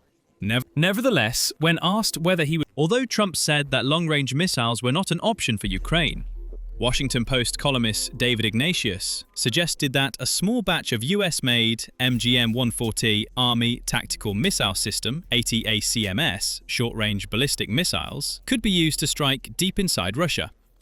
Some variants of the missiles provided to Ukraine have a maximum range of approximately 200 miles, significantly shorter than the JASSM or PRSM mentioned earlier. Under the Biden administration, the use of ATACMS within Russia was limited to certain areas of Russia's Kursk and Belgorod regions near the Ukrainian border. Ukraine has effectively used these weapons in Russia and the territories it has occupied. According to information I obtained from a source involved in the decision-making process, this could also include allowing the use of the 18 long-range ATACMS missiles currently in Ukraine at their full range of 300 kilometers, about 190 miles, he suggested. This would not reach Moscow or St. Petersburg, but it would strike military bases, airfields, and supply depots deep inside Russia that are currently out of range. the package could also include more ATACMS. Beyond JASMs and PRSMs, there were more speculative discussions about how Ukraine might be armed. Ignatius and others said Trump had at one point considered giving Ukraine Tomahawk cruise missiles. Those missiles were last used by the US last month during Operation Midnight Strike against Iran's nuclear facility in Isfahan. With a range of approximately 1,600 kilometers, Tomahawks could easily strike Moscow or St. Petersburg.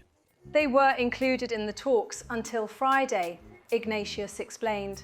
But I'm told that Tomahawks are not on the delivery list for now. They could be deployed later if Trump wants more leverage. However, launching Tomahawks would require Ukraine to have land-based launchers based on the US Typhoon system, which would make this decision even more difficult. The idea of the US supplying Ukraine with such a heavy, long-range weapon would, to say the least, create great tension. The US or any other country sending missiles with a range of over 500 kilometers to Ukraine has the power to upset not only the Kremlin, but also the global balance of power. Meanwhile, Trump also urged Ukrainian President Volodymyr Zelensky to refrain from attacking Russia's capital. Ukraine launched long-range unmanned aerial vehicles at Moscow and also mentioned using domestic long-range missiles. In June, Yehor Chernev, head of Ukraine's NATO delegation, announced that Ukraine's Rim-2 missile was almost ready for use. Ukrainian officials claim that the Rim-2 has sufficient range to strike Moscow. US President Zelensky was warned, no, you should not target Moscow. So far, the West has carefully avoided providing Ukraine with weapons capable of striking deep into Russia's sovereign territory. Even the HIMARS and Storm Shadow systems, despite their power, were delivered under informal security agreements, encouraging Ukraine to exercise restraint. This security wall is crumbling. The realities on the battlefield no longer support half measures. Ukraine's need is not just to defend its homeland, but to weaken the Moscow army. In other words, it is not just a matter of protecting its territory, but of crippling the logistical and command structures that fuel Russia's invasion. JASSM or other options make this possible, DAG. But it's not just about capability, it's also about the message. The message is very clear. There would be no winners in a war, and the bigger would lose more. It showed that arming Ukraine was not a problem for Europe, and that even the Kremlin's red lines had long since turned green. And Donald Trump knows how to send messages. By signaling his willingness to deliver to Ukraine, Trump is not just offering weapons, he is offering a new doctrine. This doctrine is peace through superiority. Deterrence is achieved not by retreating, but by demonstrating overwhelming capacity and the will to use it. This is the cautious balance of the Biden administration, which prioritizes the unity of the coalition and controlled escalation. Trump, on the other hand, is rewriting the rules of conflict. According to his calculations, the surest path to peace is not negotiation, but domination. For the Kremlin, this is a cause for panic. Vladimir Putin had previously called even the HIMARS systems given to Ukraine a red line. Now this red line extends to the heart of Russian territory. And this brings nuclear threats back to the table. But the West's ability to respond to these threats is waning. On the other hand, although the power of Russia's nuclear threats appears to be waning, Russia is dangerously close to the threshold it has long promised to retaliate at: direct NATO intervention.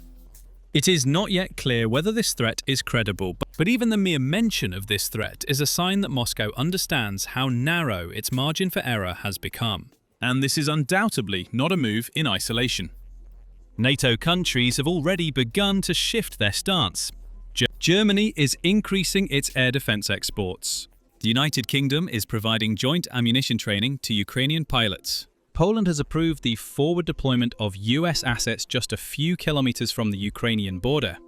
Even the Baltic countries, once seen as symbolic allies, are now integrating surveillance footage from unmanned aerial vehicles directly into Ukraine's Sylar war network. The alliance is no longer merely supportive. It has taken on a symbiotic structure. And in this symbiosis, the JASSM is not just a weapon, it is a neural impulse, a signal that Ukraine is no longer a patient, but an equal. a participant, a transformative force within NATO's security architecture. This is also reflected in policy. B. The latest NATO Joint Defence Package includes provisions for deep strike munitions, adaptable platform integration, and rapid munitions resupply frameworks. NATO Secretary-General Mark Rutte emphasized the importance of building offensive and defensive capabilities together at the latest meeting. According to Trump, the delivery of the systems could begin in a few days, and they will not only be batteries, but complete sets. According to the president, a shipment of 17 units may be in question, but this number is confusing in military terms. In Western military literature, the Patriot system usually means a battery consisting of a radar, a command and control unit, a power source, and usually 4 to 6 launchers. The number 17 mentioned by Trump points to a really big shipment based on this definition. Indeed, a supply of this scale would exceed the volume of the US aid package, worth $10 billion. For this reason, experts believe that the president was likely referring to a contribution of 17 separate launchers, or roughly 4 batteries. Beyond the numbers, the impact these systems will have on the front lines is much more critical. The arrival of new Patriot batteries will enable both geographical and strategic expansion of Ukraine's air defense network. It will be possible to provide more comprehensive protection against air threats to large cities, where millions of civilians live. The security zone can be expanded in areas of vital political and logistical importance, such as the vicinity of Kiev. Such systems will provide advanced protection against high-precision ballistic and air ballistic missile attacks, increasing the likelihood of critical infrastructure surviving. The flexible deployment capability of Patriot systems is also noteworthy.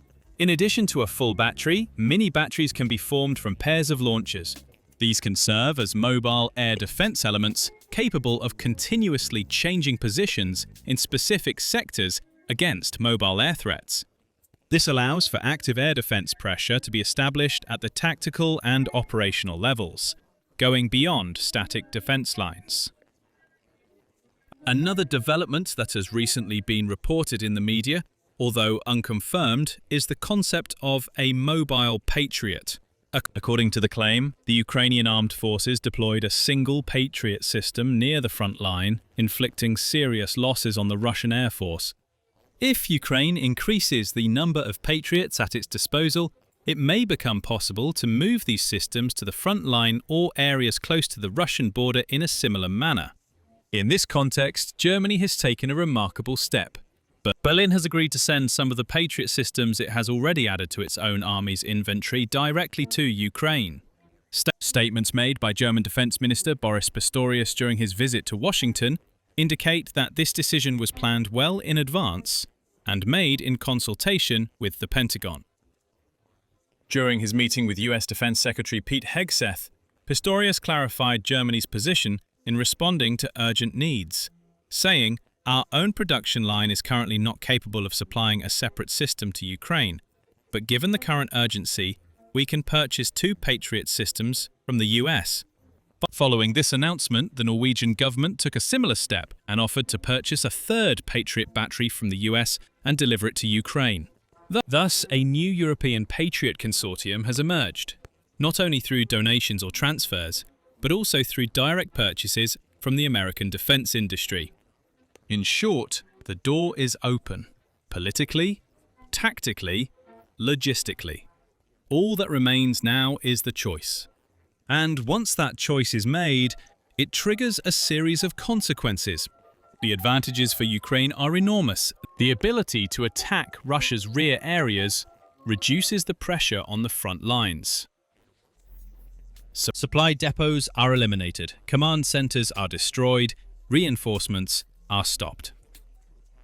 The momentum is lost. This not only protects territory, but also eliminates the enemy's ability to fight. The pressure on Russia becomes unbearable. Defensive lines must be repositioned. Traps must be set. Resources must be distributed. This is the magic of long-range capability.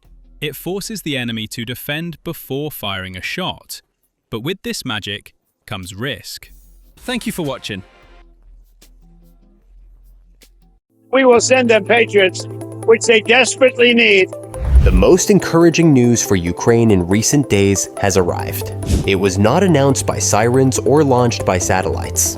It did not come from the Pentagon's war room or a secret NATO summit. It came in a short, sharp, and historic sentence. 17 Patriot missiles for Ukraine. Yes, you heard correctly.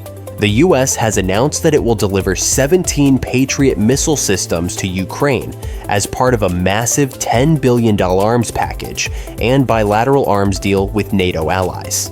Just 7 words from a former US president, but they hit Moscow like a missile. Not the kind that can be prevented, but the kind that explodes under the confidence of a regime. US President Donald Trump ended 2 years of strategic uncertainty by announcing that the Patriots would be sent to Ukraine. We have one country that has 17 Patriots getting ready to be shipped. They're not going to need them for them. This news shattered the illusion that the West was tired and ignited the fuse of a new phase of war, where defense has turned into attack and denial into doctrine. This was not just a weapons shipment. It was a declaration, almost a change in stance. It was a warning, wrapped in steel and radar, that Ukraine's skies are no longer neutral or disputed, but occupied. And with 17 Patriot batteries, backed by $10 billion in equipment and political will, on their way, what will emerge is not just a shift in the military balance, but a complete reprogramming of how power moves in Europe. Because this time, it's not just missiles heading toward Ukraine, it's a much more hopeful future. And its crosshairs are on Moscow. So, the Patriots were an open message to Moscow. This war is no longer just about Donbass, Donetsk, or Kherson. It is about redefining who will set the rules of modern security in Europe. At first glance, the delivery of 17 Patriot batteries might seem like a generous gesture or a belated strategic adjustment. In reality, it is a geopolitical earthquake that will reshape deterrence doctrines, weaken Russia's supply lines on the front lines, and shatter all illusions that the West is growing tired of supporting Ukraine. These are not symbolic air defense units. Each Patriot battery represents a mini fortress comprising radar, missile interceptors, and battlefield command systems, capable of tracking and destroying high-value Russian targets, such as cruise missiles, unmanned aerial vehicles, ballistic missiles, and even strategic bombers attempting to gain control of Ukrainian airspace. However, what makes this moment historic is not just the hardware, but the politics, timing, and the global architecture it brings together. Trump's announcement came at the same time as reports that the US and Germany had finalized agreements to accelerate the delivery of advanced missile systems to Ukraine in response to increased Russian bombardments, particularly in Odessa and Dnipro. This development took place alongside NATO's commitment to allocate more than 3.5% of its GDP to collective defense, as well as a restructured joint procurement strategy that allows smaller European countries to purchase US weapons under favorable multilateral terms. What is at stake here is not just gaining an advantage on the battlefield, but strategic clarity.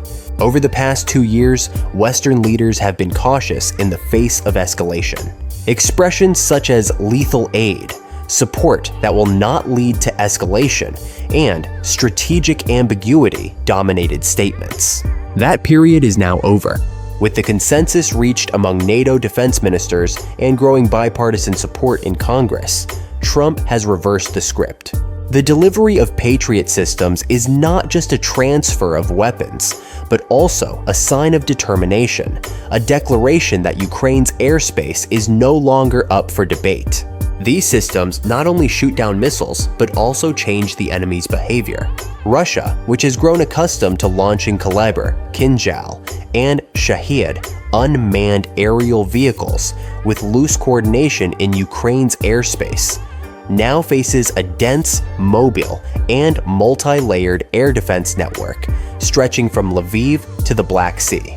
Each Patriot unit creates a 160-kilometer wide no-fly zone where Russia cannot guarantee the success of any attack. This forces them to reposition, reprogram, or retreat.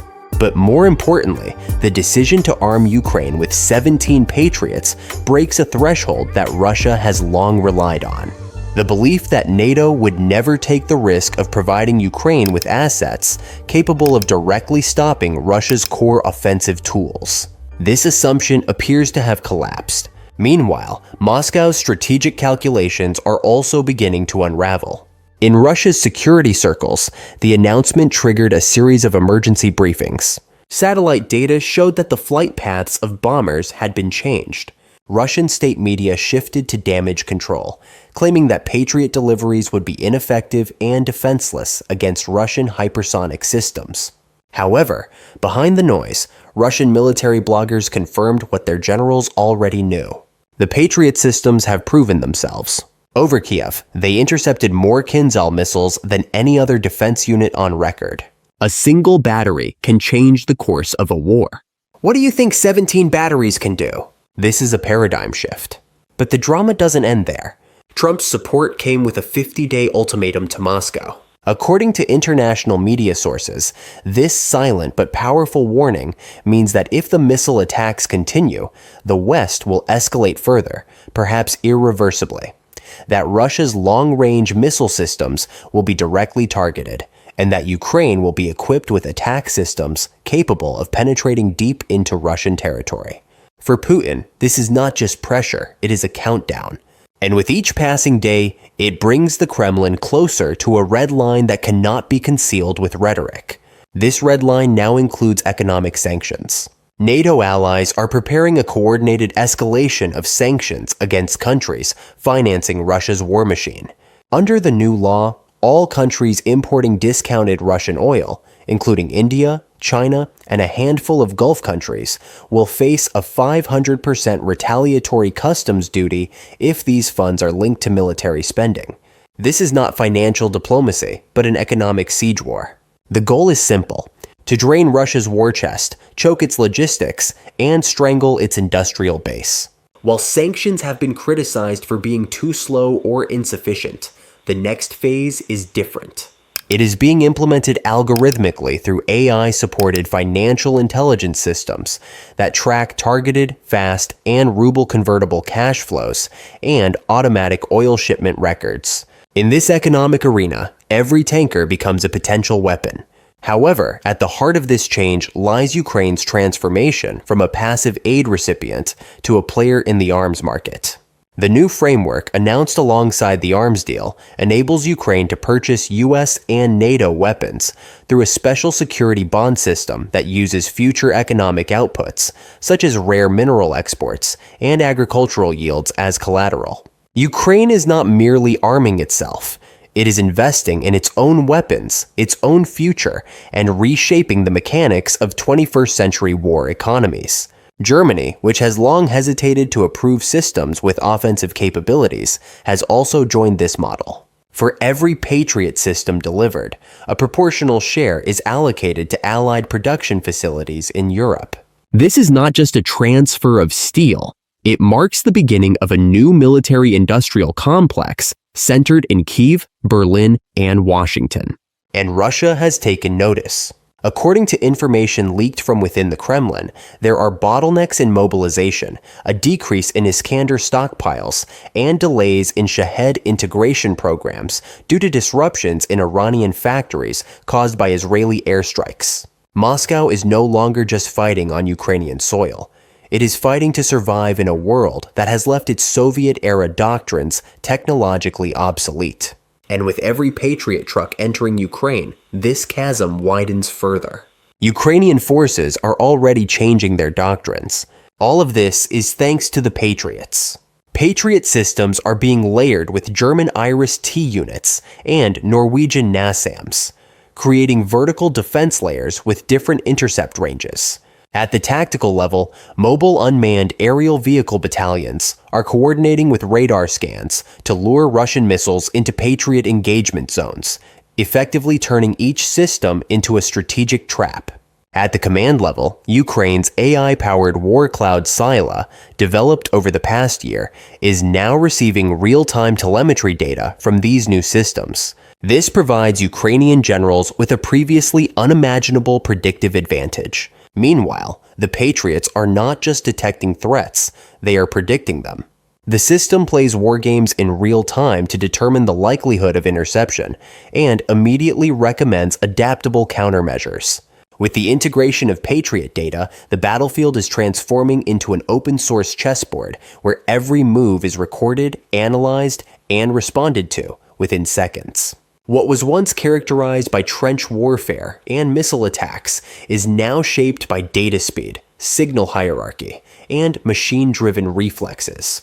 However, the reason this change is particularly devastating for Moscow is that it is now out in the open. Following Trump's statement, the spread of news about the delivery of Patriots makes it clear that NATO is no longer speaking in whispers.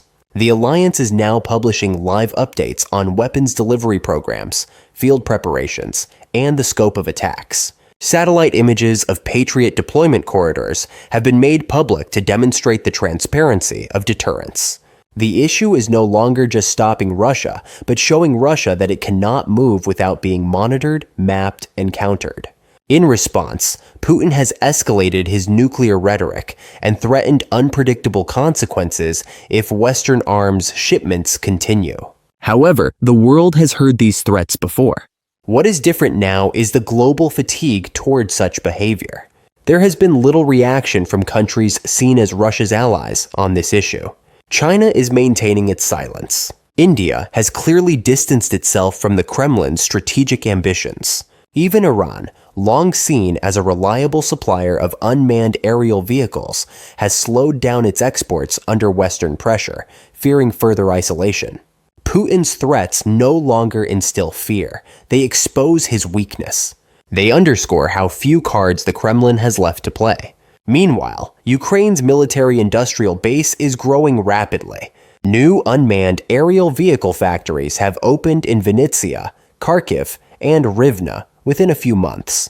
Artificial intelligence-supported repair centers, established with investments from the Netherlands and Estonia, are repairing Patriot and NASAM systems damaged in the war within 72 hours.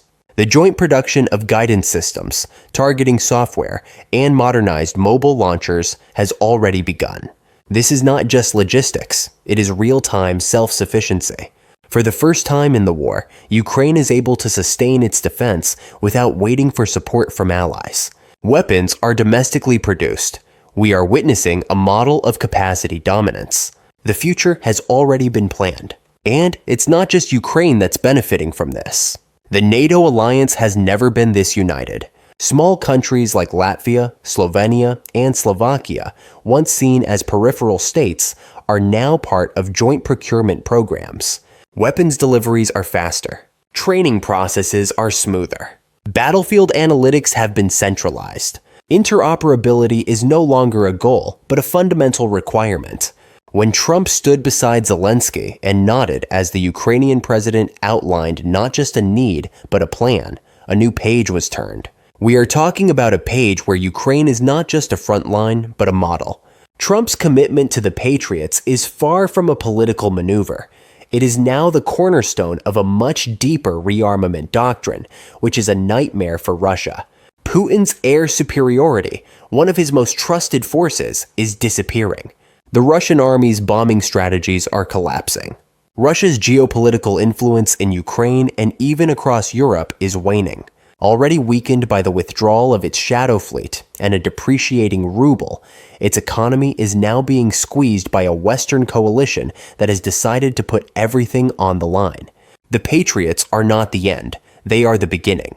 The architecture represented by these systems, layered defense, joint production, and AI-enhanced coordination, signals the direction of Western security thinking for the next decade. And Ukraine, once a defenseless ally begging for help, now stands at the center of this design. 17 missile systems may seem like a number, but in war, numbers matter. These are not 17 trucks. 17 walls, 17 refusals, 17 times the reminder that the era of caution has come to an end, the resurgence of the era of retaliation. And on this battlefield, the harsh reality that the only acceptable airspace for Russian missiles is the one they will never reach, smacking the Kremlin in the face. Welcome to the new war, where Ukraine is not just surviving, but also helping to invent it. As Ukraine expands its shield, Russia is looking at its own crumbling skeleton. For an army once proud of its S-300s and feared for its S-400s, the past 2 years have revealed a bitter truth. Russia's vaunted air defense system was optimized for parades, not for war. Static deployments, rigid target prioritization, and Cold War-era coordination doctrine proved completely inadequate against low-cost, AI-driven threats that move faster than its bureaucracy. In Belgorod, air defense units accidentally clashed with their own reconnaissance drones. Satellite images in Crimea revealed empty silos where interceptor missiles should have been. On the Donbass front, footage regularly shows Russian SAM systems firing blindly at night, chasing the ghosts left behind by Ukraine's electronic traps. The S-400s, designed to deter NATO air power, are now being repurposed to hunt down $500 drones. This is an absurd mismatch, wasting billions of rubles on targets produced in garages. Worse still, the radar architecture behind these systems is collapsing under data overload. Russian surveillance systems are increasingly relying on outdated analog filters that cannot distinguish traps from real threats, especially under high signal density conditions. Every Patriot missile deployed to Ukraine widens this gap. This is not because the Patriot is invincible, but because Russia's ability to identify threats has been irreparably weakened. This is no longer an arms race. This is a system collapse. While Ukraine is developing faster, smarter, and more interconnected systems, Russia is stuck in an outdated defense doctrine, unable to even hit the target with its first Shahid drone. Thank you for watching. This means less suppressive fire for Ukrainian infantry on the defensive line and a wider time window for counterattacks. The targeted ammunition depot is considered a key link in the logistics chain supplying the Donetsk front, and its destruction could lead to a significant reduction in Russian artillery fire in the region, particularly in the coming weeks. According to initial figures from the Moscow front, the average daily artillery fire, which was 5,000 AUS at the end of June, dropped to 3,900 in the first week of July. The downward trend directly confirms the ammunition shortage. The timing of the attack is also noteworthy. The beginning of July coincides with a period of speculation about Russia's plans for a new offensive in the southern sector of the front. In this context, the destruction of the ammunition depot is not only a physical loss, but also a devastating blow to the operational calendar. However, this attack was not the first blow in the region. On June 30th, another critical facility in Donetsk was similarly targeted, serving as a precursor to ongoing Ukrainian offensives. The target was a command and control center belonging to the 8th Combined Arms Army, part of Russia's southern military district. The operation was carried out using the high-precision HIMARS system, a targeting package created by combining satellite data, electromagnetic intelligence, and field observations from the front lines pinpointed the exact location of the headquarters. It was reported that air defense radars in the area were jammed and electronic countermeasures were employed prior to the launch. The missile strike on the command center hit its target within minutes. The first explosion hit the building's main communication and command room, while the second and third strikes targeted surrounding communication antennas, generator units, and signal transmission centers. This second strike was carried out with 3 M30A1 rockets, fired 17 minutes after the radar jamming maneuver. One rocket hit the main communications room of the headquarters. Another hit the diesel generator building, and the last one hit the multi-band antenna group on the roof. Footage shared by local residents shows that a large part of the building collapsed, a large fire broke out, and a series of small explosions followed, believed to have been caused by equipment and ammunition being hit. In a statement, the Ukrainian General Staff said, "This operation was carried out against one of the centers from which the enemy coordinated its attack and defense plans in the Pokrovsk and Toretsk directions. This effective pinpoint strike has seriously disrupted the Russian forces' operational planning and execution capabilities in the region." Military experts point out that such attacks on command centers cause communication and command and control disruptions that last not just a few hours, but days. This is because such centers are not merely places where combat orders are transmitted. They are also hubs that control electronic warfare systems, unmanned aerial vehicle networks, and advanced logistics coordination. What Ukraine is targeting with these high-precision strikes is not the Russian soldiers on the front lines, but the decision-makers directing them. This strategy reveals that the war is being conducted with a higher level of operational awareness, and that Kiev is now aiming not only to defend itself, but also to systematically paralyze the enemy's strategic decision-making networks. The General Staff statement continued with the following clear emphasis: "The Ukrainian Defense Forces will continue to systematically destroy the command and communication systems of the aggressor state's armed forces." This statement indicates that similar operations will continue in the future, particularly targeting rear headquarters, supply, and communication centers with Ukraine's long-range weapons. Ukraine's successive deep-range strikes are systematically weakening the Kremlin's economic resilience. Every fuel tanker destroyed, every ammunition depot, and headquarters blown up places a new economic burden on Putin's military machine. And this burden is becoming unbearable. Since the beginning of the war, the Kremlin has transformed the budget into a war economy. However, this transformation has gone far beyond sustainability. For 3 years, Putin's administration has been increasing public spending far beyond the state's real income, thereby increasing the deficit. The only source used to cover this deficit is Russia's National Wealth Fund. However, the liquid portion of this fund, that is, the portion that can be easily converted into cash, is rapidly dwindling. While official sources still report that the fund's liquid assets amount to around $30 billion, independent experts and Western intelligence agencies believe the actual figure is much lower. Some sources even claim that the amount has fallen below $15 billion. The critical threshold is $10 billion. If liquid assets fall below this level, the Russian state will be just one external shock away from a dramatic economic crisis. And this shock could come in the form of Ukraine's ongoing war of attrition or a new wave of Western sanctions. In such a scenario, either the economy will collapse under its own weight, or a chain of defeats on the front lines will accelerate the Kremlin's downfall. At this point, the threat to Vladimir Putin is not only economic, but also political.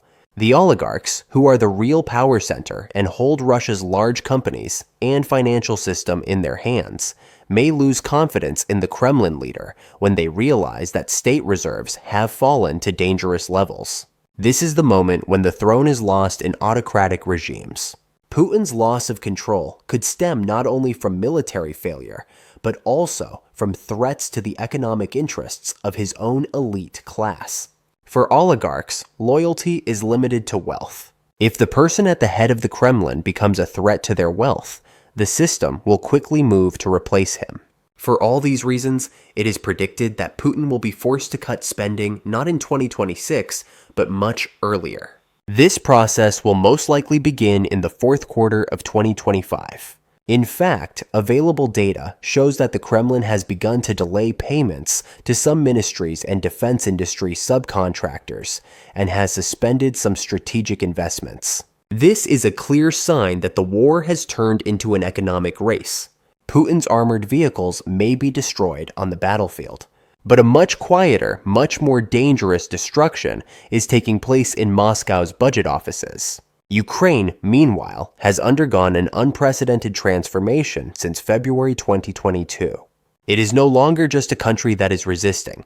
It is a war power that is rapidly developing, adapting, and building an almost industrial war capacity. Right now, Ukraine's peak combat power is at a level never seen before in history. For the first time, it has received over $50 billion in direct defense aid from the European Union. For the first time, daily artillery ammunition supplies have reached 8,000 rounds. For the first time, between 10,000 and 22,000 drones can be produced daily. This figure surpasses the monthly production capacity of some NATO countries. For the first time, it has over 30 Western-made combat jets in its inventory and can monitor its airspace in real time with 2 early warning aircraft. This demonstrates not only technical capability, but also that intelligence and response times are approaching Western standards. The picture painted by all these developments is clear. Ukraine is approaching a strategic threshold in its quest to win the war. On the other hand, Russia's peak combat capacity has stagnated over the past 12 months. Some experts even suggest it has entered a decline.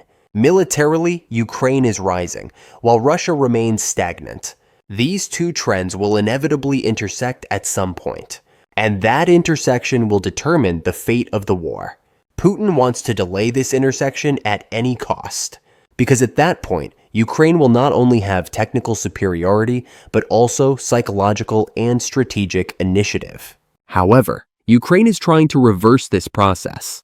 It wants to accelerate the momentum of the war and clash while at the peak of its strength, for it can no longer allow time to work in Moscow's favor rather than Kyiv's. US and European intelligence services are aware of this reality. They know that Putin is nearing the end of the runway. It is no longer a secret that the Russian war machine has passed its peak and that its current capacity is unsustainable. If the US, together with Europe, enforces the oil price cap more strictly, expands secondary sanctions, and puts more pressure on the Russian energy sector, the war will most likely come to an end. However, these steps have not yet been taken. Therefore, it is unrealistic to wait for Russia to collapse on its own for the war to end. Yes, the Russian economy is vulnerable. Yes, it is fragile in the face of external shocks and geopolitical upheavals. However, without a trigger, the system will not simply collapse. It needs a controlled but decisive push. Putin is well aware of this equation. That is why, even if there are only a few coins left in his budget, he is looking for ways to spend them carefully. He will reduce spending below state revenues and adopt an economic model committed to keeping the war machine running, even at the expense of cutting social budgets. He will transform the Russian economy into a permanent war economy. Just as in the final days of the Soviet Union, a delicate balance will be established between scarcity and the collapse of the system. Eat grass, but stay at the front. This is the roadmap Putin has drawn for the average Russian citizen. Those who will eat grass will be the large patriotic masses. The quality of life for millions of people across the vast territories stretching from the Caucasus to Siberia will decline further. But the situation inside the Kremlin will be different. Luxurious tables, imported wines, private servants, and sterile residences will still be there. Sacrifice for the motherland will only be for ordinary citizens. Because for Putin, the issue is no longer just Ukraine. The issue is how and for how long he can maintain his power. That is why he will now try to run the state on a shoestring budget. To avoid massive budget deficits, he will delay salary payments, cut funds allocated to municipalities, and condemn all sectors except the defense industry to resource deprivation. But what about war expenditures? They will continue until the last breath. Because for Putin, this is not just a war. It is also a struggle for survival. And he will continue this struggle until the last Russian soldier is sent to the front with his last penny. In summary, the course of the war is shaped not only by the front lines, but also by the resilience of the economy, society, and leadership. Ukraine is growing stronger by resisting. Russia, on the other hand, is collapsing while appearing strong. And at the end of this conflict, it will not only be cities that are rebuilt, but also regimes. Thank you for watching. The fire at Ilsky led to an additional 3 percentage points being added to premiums for 8 fuel terminals and pipeline exit stations in the Krasnodar region. The series of recurring fires has also cut off Moscow's access to foreign reinsurers. forcing state-owned companies to resort to a conditional compulsory self-insurance model. The premiums transferred to the treasury each month reduce the rubles allocated to the defense budget and postpone energy companies' investment projects. Gazprom Neft's $6 billion upstream expansion program for 2025 was reduced to $4.5 billion at the end of February, while Rosneft's $5.1 billion budget for drilling in Siberian fields was cut to $3.8 billion in the latest revision. On the one hand, the embargo is making it difficult to find technology and pipeline equipment, while on the other hand, refinery damage is reducing cash flow, forcing companies to slow down new drilling, which will lower production ceilings in the medium term. The decline in oil export volumes is also putting pressure on the ruble. When the Urals-Brent spread widens to $15, Russian barrels must be sold at a discount of over 12%. When the central bank sells foreign currency to banks to cover import bills, reserves are depleted. As of the beginning of July, gross foreign exchange and gold reserves stood at $580 billion. But when the frozen G7 tranche and gold reserves are excluded, the real liquid buffer falls to $150 billion. About a quarter of this amount is used to service external debt, which requires quarterly payments. Investor demand for ruble bonds issued by the Treasury at the end of May was 40% lower than expected, and interest rates climbed to 15.5%. High interest rates are making public spending more expensive, making it harder for Putin to maintain the balance of his 2025 defense social package. As can be seen from this, each attack was more sophisticated, each unmanned aerial vehicle was more accurate, each target was more vital. And now, this is no longer just a regional event. It is a systemic event. Tatneft, Gazprom, Neft, Rosneft, Lukoil, none of them were spared. These are not backyard facilities. These are facilities that form the heart of Russia's fuel economy, powering everything from internal transportation to frontline logistics. With its refineries offline, Russia is facing a situation it hasn't encountered since the collapse of the Soviet Union. Yes, as you might expect, fuel imports. The world's second largest energy exporter, with the largest natural gas reserves and the third largest oil production capacity, is importing gasoline from Belarus and Kazakhstan to keep its civilian market afloat. The consequences are evident everywhere. Gasoline prices have risen by 30% in Voronezh. Diesel restrictions have begun in Kurgan. Farmers in Tambov are parking their tractors because they cannot afford to run them. Even military depots in Rostov have reported tactical fuel shortages, and armored convoys have been delayed for days.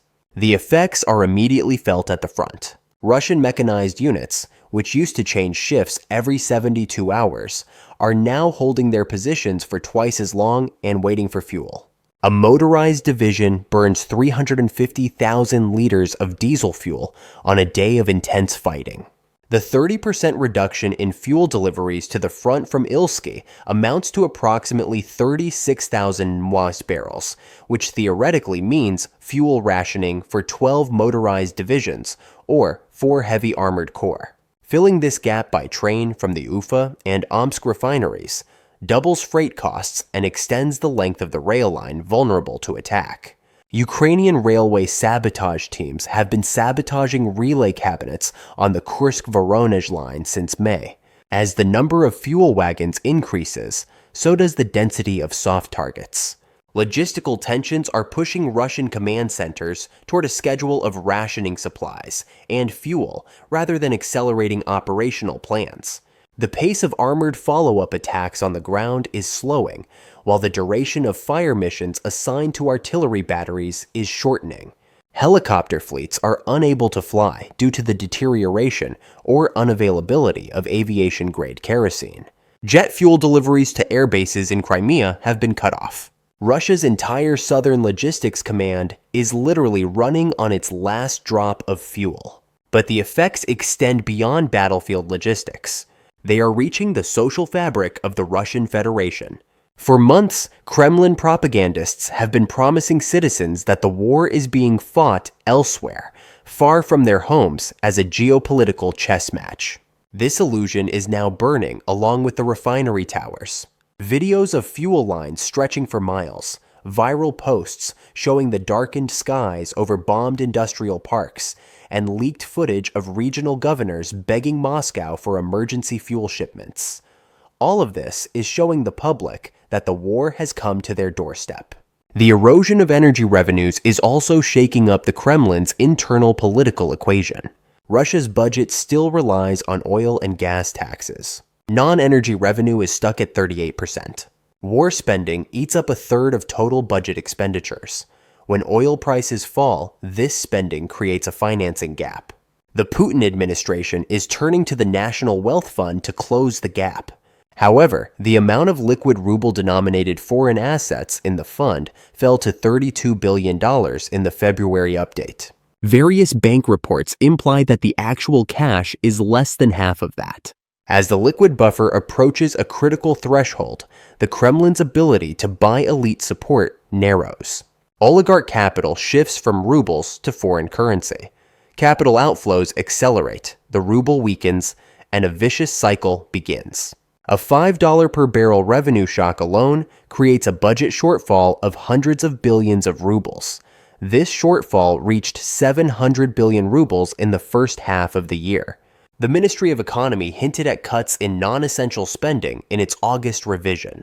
Support for higher education, regional infrastructure projects, and even pension increases are on the table. Such signals of social cuts evoke memories of the mass discontent that followed the 2018 pension reform. The first reflex on the social front is to suppress fuel prices with administrative caps. The Energy Ministry's damper mechanism on retail diesel prices subsidizes the difference between the state and refinery prices. But when refinery costs rise, the subsidy burden on the budget increases.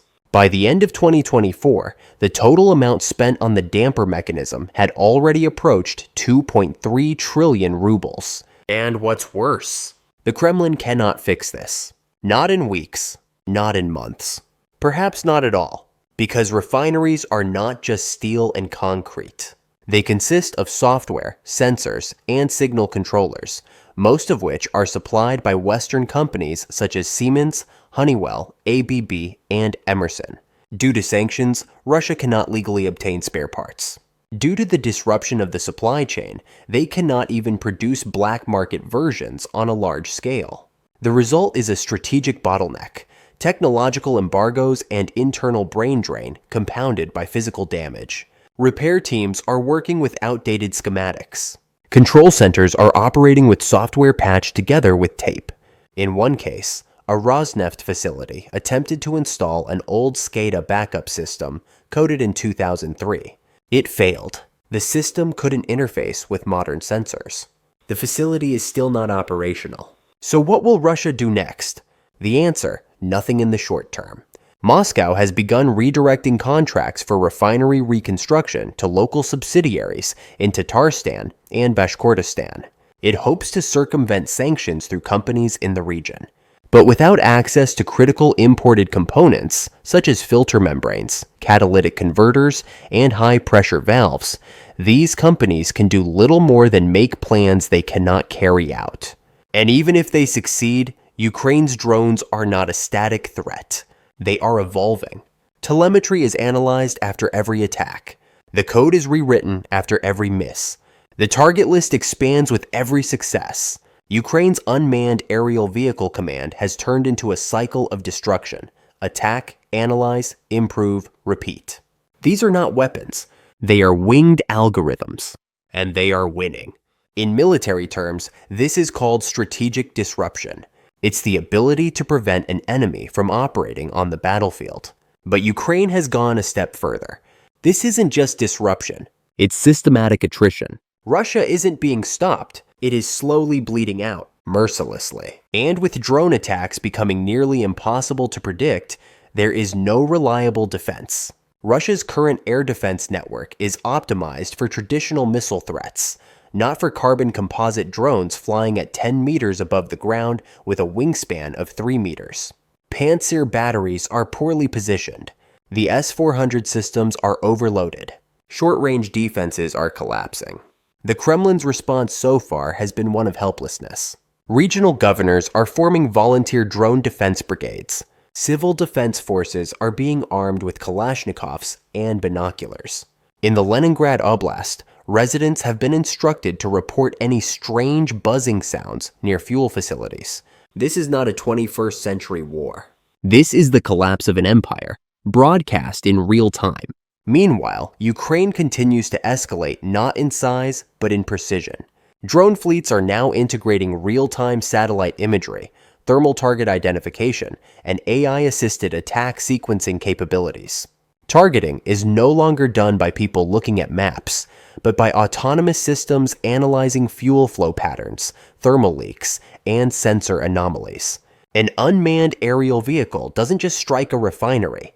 It strikes the weakest valve, the most flammable tank, the structural weak points. This isn't an attack, it's surgery. And the patient is on the operating table, fighting for its life. Perhaps most importantly, this campaign has fundamentally changed the way we think about economic warfare. For decades, sanctions were the West's supposed tool for punishing rogue states. But sanctions are slow, leaky, and dependent on international consensus. Ukraine's drones are fast, cheap, and unilateral. Every economic blow that the EU spends a month debating is delivered by Ukraine in minutes. This is the digitization of deterrence. The message is clear. You cannot run a war economy without fuel, and you cannot deliver fuel without infrastructure. If that infrastructure cannot be defended, it cannot exist. And if it cannot exist, the war will end not with a treaty, but with starvation. What we are witnessing in the collapse of Russia's refineries is not just a military retreat. It is a system failure. It is a war of attrition that goes beyond the battlefield and strikes at the lifeblood of a superpower. It is a silent campaign aimed not at destroying armies, but at depriving them of the means to feed, move, and survive. Ukraine is not just defending its territory, it is eliminating its capacity. And every attack tells the same story. If you can cut off the fuel supply, you don't need to destroy the machine. Welcome to the war where drones don't just fly. They think, adapt, and destroy empires. A refinery is a refinery. Thank you for watching. Ukraine's new doctrine, dubbed the spider web, has turned the military-industrial equation on its head. Heavy artillery and missiles are being replaced by hand grenades taped to circuit boards printed in garages. A plastic mosquito costing only $800 can turn million-dollar armor into scrap in the blink of an eye. How did the Russian army become helpless against Ukraine's cheap plastic army?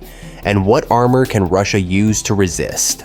We will shed light on how Ukraine's DIY UAVs are destroying Russian tanks and armored forces, the operational logic of these systems, their operational use, and how they are cornering the Russian army. Before we start, don't forget to subscribe to our channel, turn on notifications, and like our videos to support us and stay up to date with our content. No one watching the Donbass region in the summer of 2025 would mistake the new acoustic signature created by a small plastic frame device released into the sky. The engine speed is higher pitched than stationary fixed-wing drones and more predatory than traditional multi-rotor reconnaissance vehicles. A few seconds after this sound, an FPV barely a meter long hits the rear plate of a T-72B3 with M7 Shmel 90mm anti-tank missiles taped to its front. An $800 kit renders a $1.5 million armored vehicle unusable in minutes. This scenario is just one of the micro-scale reflections of the spiderweb operation announced by the Ukrainian General Staff at the end of May. According to the operation, the most efficient way to weaken armored infantry clusters embedded along the front line is a network-centric attack using drones with first-person view, which do not require GPS, fly using low-bandwidth analog video streams, are assembled in workshops near Kiev using Chinese-made components, and are designed to self-destruct after a single use. According to Ukrainian Defense Ministry data, the number of FPVs deployed to the front in the first 6 months of 2023 did not exceed 35,000. By the end of 2024, the figure had reached 160,000. In the first quarter of 2025 alone, an additional 70,000 units were deployed to the front lines. The main factor triggering this exponential growth was cost optimization, combined with a shortage of Western-made artillery ammunition. In an official presentation on the UAV and robotic supply chain, Deputy Defense Minister Ivan Havrilyuk summed up the arithmetic. An Excalibur precision missile costs $55,000. If we send 400 FPVs to deliver the same tonnage of explosives to the front line, the total cost does not exceed $20,000. The first link in the kamikaze cycle is the reconnaissance layer. Typically, Chinese-made DJI Mavic 3 or Autel Evo 2 class quadcopters fly at an altitude of 200 to 300 meters, drawing a surveillance line 8 to 10 kilometers wide over the Russian rear and transmit target coordinates to FPVs broadcasting analog signals. The fact that this transmission is unencrypted creates a theoretical vulnerability in Russian electronic warfare. But in practice, jamming low-resolution signals requires high bandwidth, so Russian Krasika 4 and Lear 3 systems cannot jam hundreds of targets at the same time. The Ukrainian side has adopted a flooding tactic built precisely on this limitation. A typical platoon-level FPV team consists of 3 people: a driver using a 4-wheel drive pickup truck, a reconnaissance drone pilot, and a kamikaze drone pilot. The squad deploys under the cover of trees with armor-piercing holes 15 kilometers from the target. A dual-antenna Boxer amplifier supporting a 2.4 GHz analog transmitter with a 5.8 GHz backup is used as the ground station. The FPV goggles worn by the pilot are typically paired with a TBS Tango 2 control device. The drone, powered by a Western-made carbon cylinder battery, has the following range-to-weight ratio during flight. Empty weight 580 grams, PG7VL, explosive for flight stability 600 grams, Li-ion battery 210 grams. The total kit weighing 1,230 grams has a 70% probability of hitting a stationary target within a 15-minute range. The target selection algorithm is time-sensitive.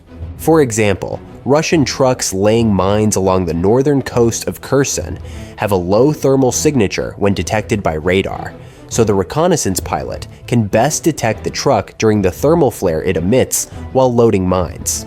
This window lasts 3 to 4 minutes. Meanwhile, the attack pilot flies the FPV just below the tree line at an altitude of 4 to 5 meters at a speed of 80 kilometers per hour.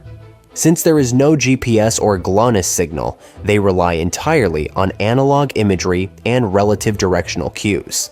At the moment of impact, the explosive warhead triggers a chain reaction of secondary explosions with anti-personnel mines in the truck bed, creating a blast radius of at least 200 meters. Thus, a single $1,000 kamikaze kit can neutralize $300,000 worth of ammunition and a $1 million logistics truck in just a few minutes. Tank hunting scenarios require more sophisticated targeting. The Shtora optical jammers on the T-80BV or T-90M attempt to blind FPVs with laser reflection, but the analog camera's low lux value and manual piloting reflex suppress the Shtora's high-frequency modulated laser. The tank crew often hears a whistling mechanical sound when they detect the FPV. The alarm time is 5 to 6 seconds. Igniting the engine compartment from the rear is more destructive than blinding the tank's thermal optics, because the fuel hydraulic system ignites instantly when the power pack catches fire, rendering the vehicle scrap due to thermal expansion alone, even if protective screens shield the turret ammunition from a secondary explosion. For this reason, Ukrainian pilots use a butterfly-like tactic in most attacks, circling around the main target and waiting. When the tank maneuvers, its weak point is exposed. The mission success rate is not always high. According to Jane's August 2024 report, out of every 80 FPVs used on the front lines, 25 are neutralized by electronic jamming, 8 by targeting errors, and 5 by battery failure. Even so, the remaining 42 successful sorties still destroy enemy armor, artillery, or logistics worth tens of millions of dollars at a total cost of around $410,000. This asymmetric return creates a low-cost, high-impact multiplier effect compared to the high-capacity but low-volume Storm Shadow. HIMARS GMLers, or APKWS packages from the West. Russia tried to respond to the FPV tsunami. Its first reflex was to extend the range of its Zala 9 and Lancet kamikaze UAVs to 100 kilometers to strike Ukrainian FPV launch sites. But these weapons are expensive and production rates remained low. Its second reflex was to erect an electronic warfare barrier near the front line. The Krasuka 4, Pol 21, and Jatel systems achieved some success in jamming analog signals in certain frontline segments. However, each EW unit requires an expenditure of $18,000 to $20,000, making it unsustainable to spend 1,000 times more to shoot down a FPV, costing $900. A field report from the Russian 20th Guards Army summed it up as follows: "If every step we take against enemy drones is more expensive than what the enemy spends, our rate of fire will lose its suppressive effect." The economic and logistical dimension is also striking. Ukraine's Ministry of Strategic Industries signed supply agreements with only 40 domestic startups in the second phase of its Army of Drones program, which came into effect in December 2024. All but one of these companies are garage workshop scale operations based in Kyiv, Odessa, Lviv, or Dnipro. They source 80% of their parts lists from Chinese e-commerce sites. According to customs manifests reviewed by the Washington Post, the total value of FPV hardware packages imported into Ukraine in 2024 amounted to approximately $121 million. In the same year, the market value of armored vehicles, artillery, and critical logistics equipment lost by the Russian military reached $6.5 billion.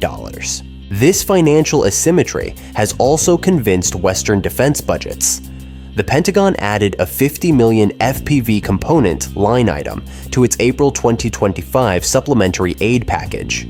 Ukraine itself is currently producing 4 times that amount from its own industry. This cheap, deadly cloud is not only changing tactical operational dynamics, but also strategic psychology. Russian infantry cannot advance without digging trenches out of fear that drones will emerge from under every rock. Tank crews are forced to keep the turret hatch closed, rendering situational awareness around them zero. The collapse of morale is chain reacting. The London-based Conflict Observatory analyzed radio intercepts recorded on the front lines in January 2025 and published the FPV Anxiety Index. The frequency of announcements with the drone alert code in Russian tactical battalions increased by 300% compared to September 2023. During the same period, the speed at which Russian combat engineers completed trench work dropped by 25%, as there is a fear that raising a periscope will expose the pilot's field of vision. The Ukrainian side does not want to remain in this tactical phase. It views the FPV wave as a chain reaction attrition phase. Logistical data confirms this. The number of Russian ammunition trucks destroyed along the Zaporizhzhia axis in the spring of 2025 is directly proportional to the decline in artillery fire rates in the same sector. Ukrainian Defense Intelligence Director Kirilo Budanov already summarized the significance of the FPV logistics relationship in an interview with the BBC in February, saying, "Every truck steals 15 minutes of firepower from the front line." This whole picture has a dual purpose for Ukraine. First, to prevent a decline in firepower on the front lines during periods of uncertainty regarding the flow of high-value NATO-caliber ammunition. Second, to strangle Russia in an economically unsustainable armored logistics dilemma.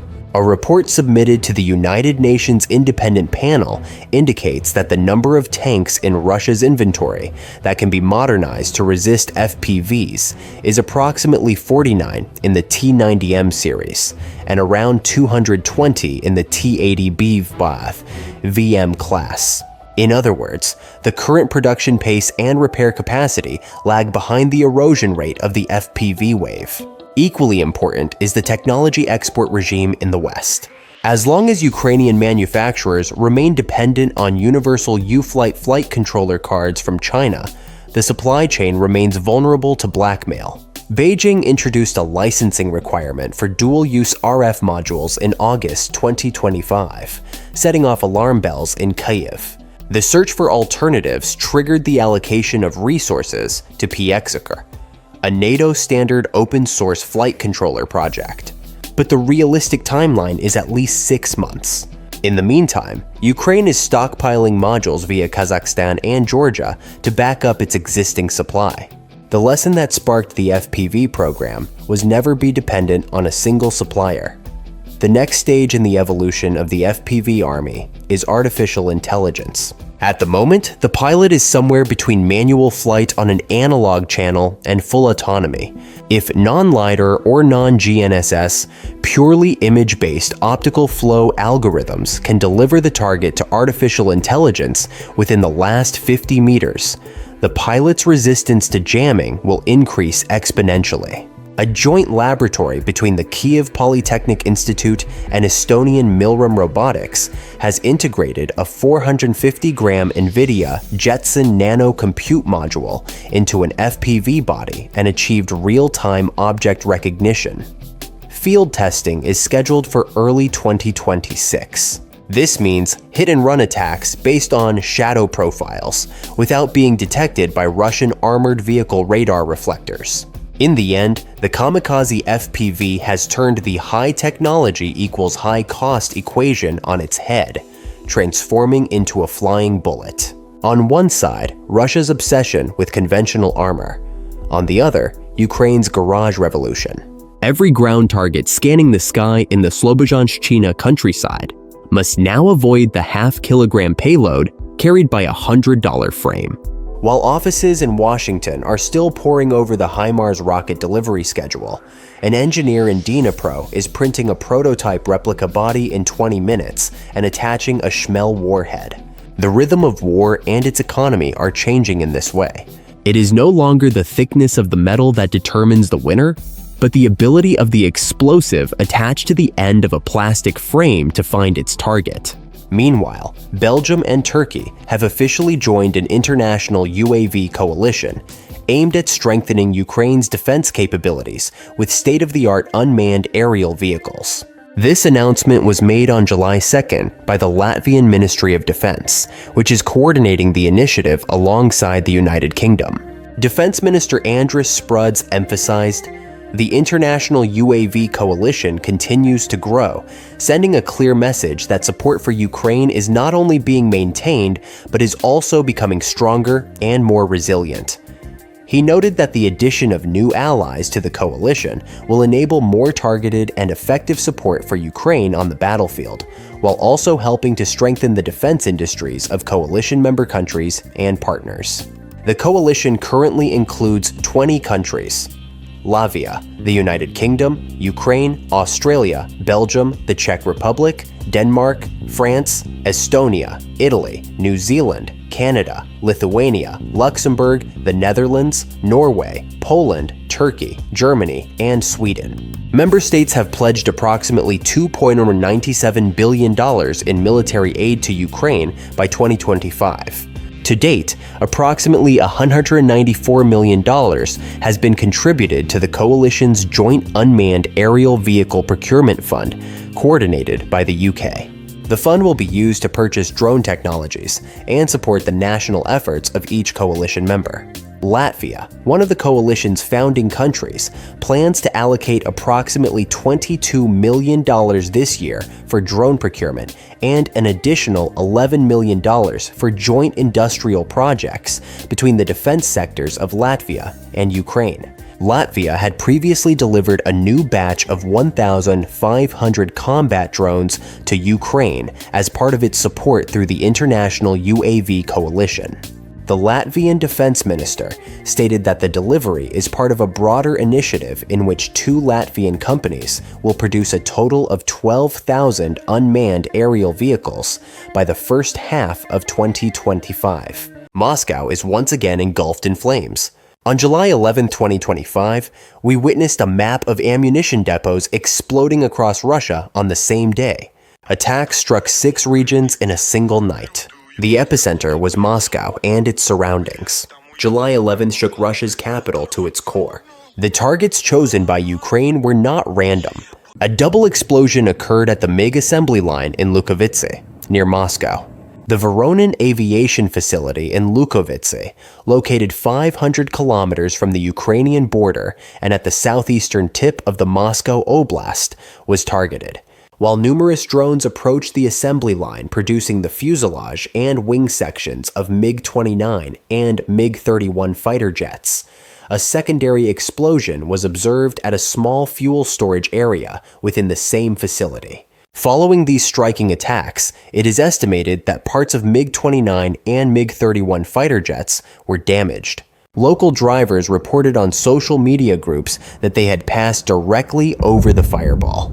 The Russian Civil Aviation Authority closed Zhukovsky Airport near the capital as a precautionary measure. Shortly afterwards, Pulkovo Airport in St. Petersburg also suspended takeoffs and landings. The flight ban confirmed the creation of a wide red air corridor stretching from Moscow to Tula. City residents watching the fire on their cell phone cameras noticed that the reflection was turning the trees on the opposite bank red. But by then, the main storm had already moved to other coordinates. Approximately 50 minutes later, the sky directly above the Lukovice aviation facility was pierced by a brief electrical flash, and a reddish-yellow fireball licked the factory wall before swiftly transforming into a thick column of smoke. Throughout the night, at least 6 different areas were set ablaze with the precision of a pre-calculated orchestral arrangement. But the flashes in the night focused on 2 large-scale explosions between the MiG assembly line in Lukovice and the Shapunov Design Bureau in Tula.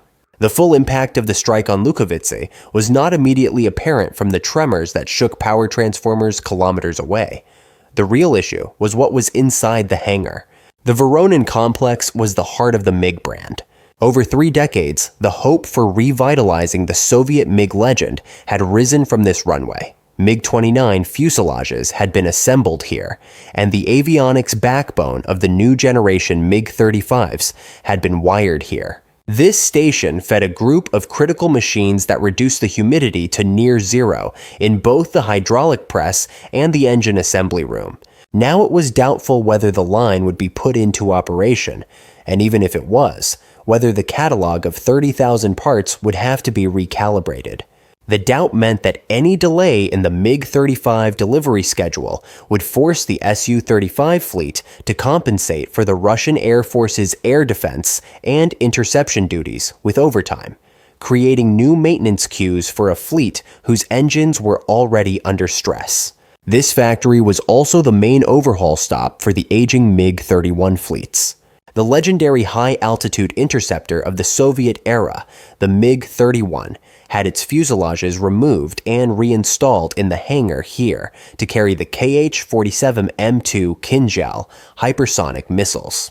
Radar modules are being upgraded, engine components replaced, and airframe fatigue tests conducted in the white-walled workshops. If the compressor station goes offline, the maintenance workflow would inevitably grind to a halt until new parts arrive. If the Lukovice schedule slowed down, the risk of the Kh-47 platforms, which carry out Russia's longest-range intercept missions, being grounded would increase. The second major blow, following the first, struck in Tula. Tula was hit by 5 separate shock waves during the night, but all eyes were on the Shapunov Design Bureau KBP and the adjacent Esplav Rocket Production Center. Shapunov was the center where the Panzer S-1 air defense system's body and electronics were integrated. 6 missile tubes, a radar antenna, and a weapon computer were bolted to the same chassis here. The optoelectronic sensors of the Kornet EM anti-tank and Hermes K cruise missile prototypes were also tested in the adjacent workshop before being delivered to the Quality Control Unit.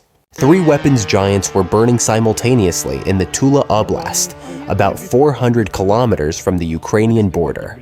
Tula, considered the heart of Russia's high-precision ammunition and multiple rocket launcher systems, was rocked by 5 powerful explosions in quick succession in the middle of the night. 3 major defense facilities in the Proletarsky district, the KBP Design Bureau, the S-Plav Rocket Production Center, and the Shaglovsky Val Armored Systems Plant, caught fire within a 2-kilometer radius. Local cameras recorded apartment windows shaking from the shockwave. As the Russian press debated whether it was a drone strike or air defense debris, clouds of smoke settled over the defense lines. At first glance, the burning of a multi-story administration building might not have seemed like a disaster that would halt production, but hidden on the ground floor of the administrative block engulfed in flames were digital archive rooms. Calibration bands, part certificates, and impact test reports were backed up in those rooms. By 3 p.m., even if the database backup disk remained intact, the laboratory air would be filled with thick smoke, forcing the quality approval cycle to be reset. This meant that no one would be able to sign off on the fresh Panzer batteries to be shipped to the front, and without those signatures, the convoys would not be able to leave.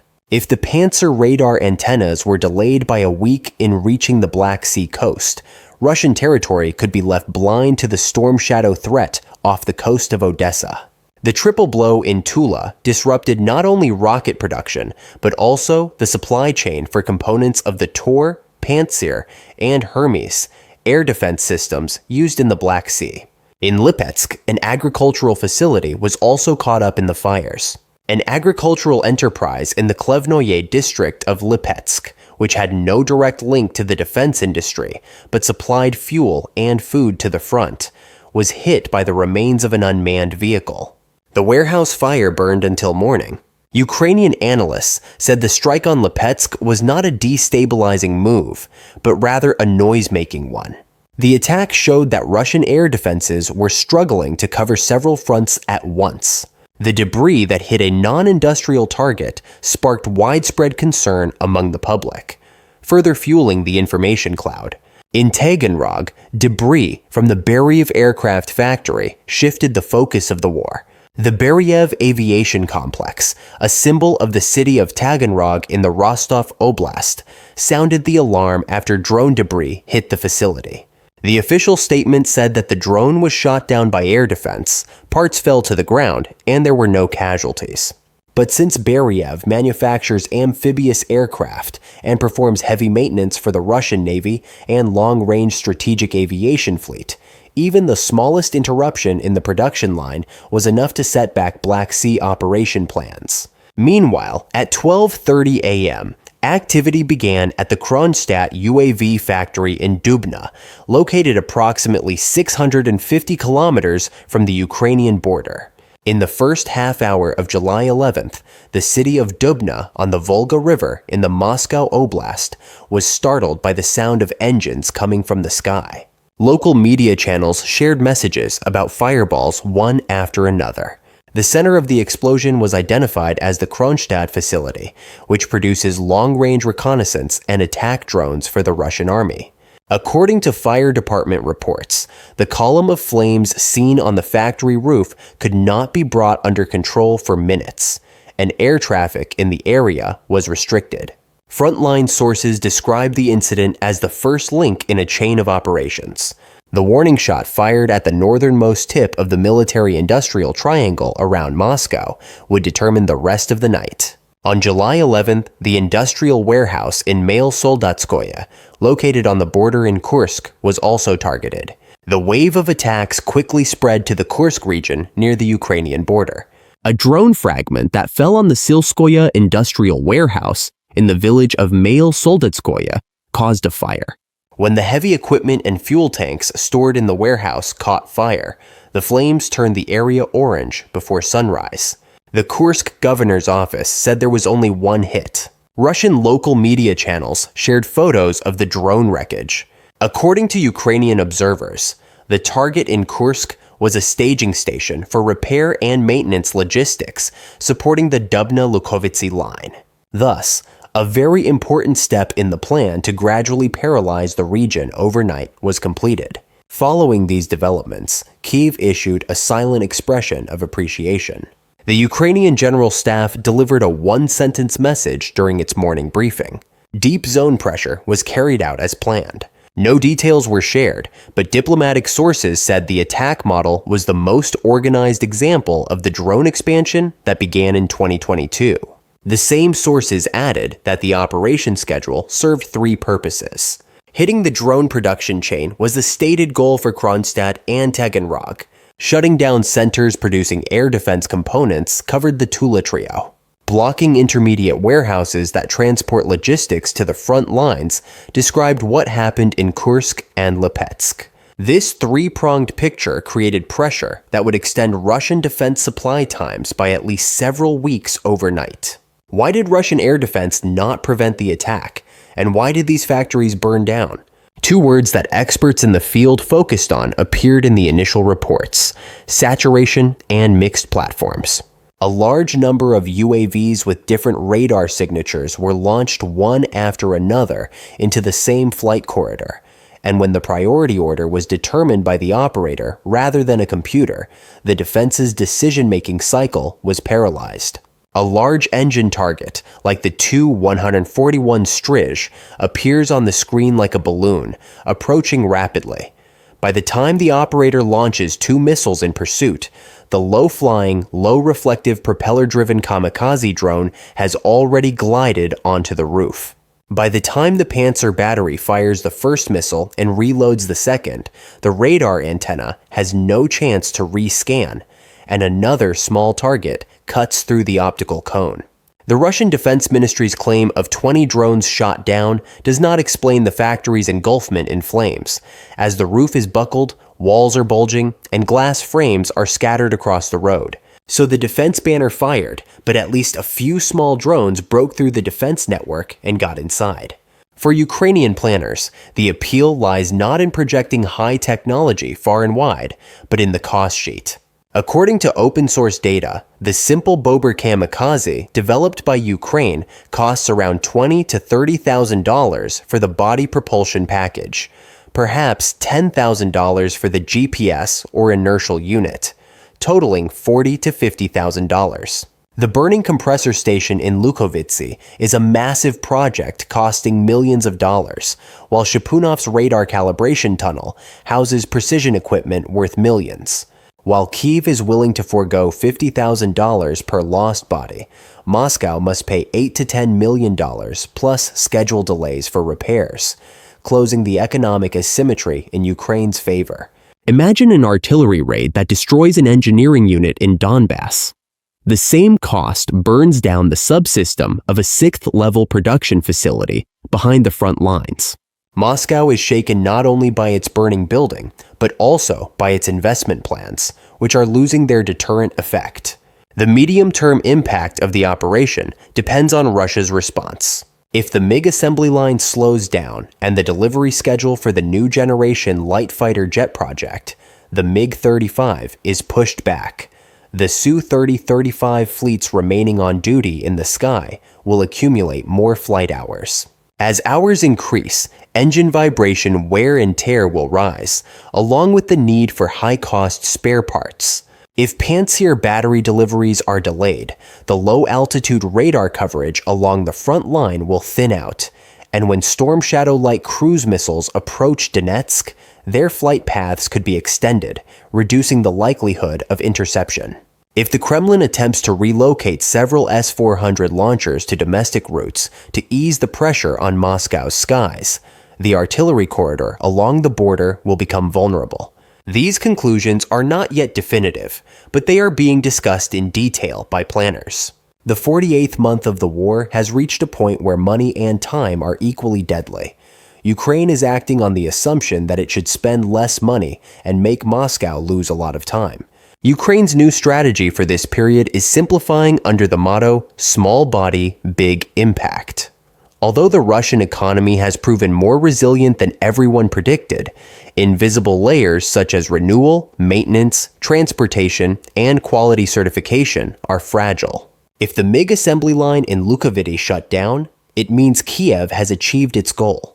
If the calibration room at KBP is closed and the certification process for the Panzer radar has restarted, Moscow will have fewer new batteries to send to the front lines.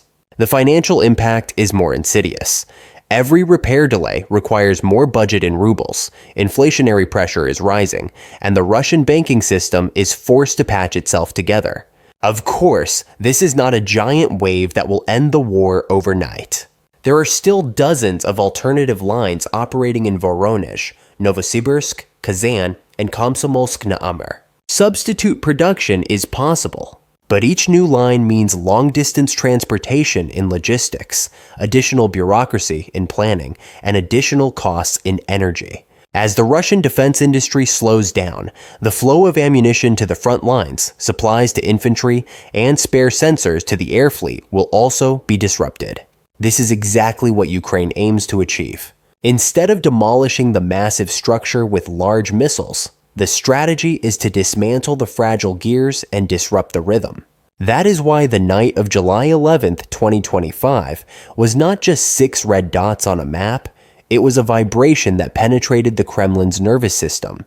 Some experts argue that Moscow will respond with heavy ballistic retaliation, striking Kiev or Lviv to demonstrate its resolve. However, every caliber and every kinjal in storage is valuable, as the production rhythm is not as robust as the West's missile stockpiles. This cost-effectiveness equation paints a daunting picture for Moscow.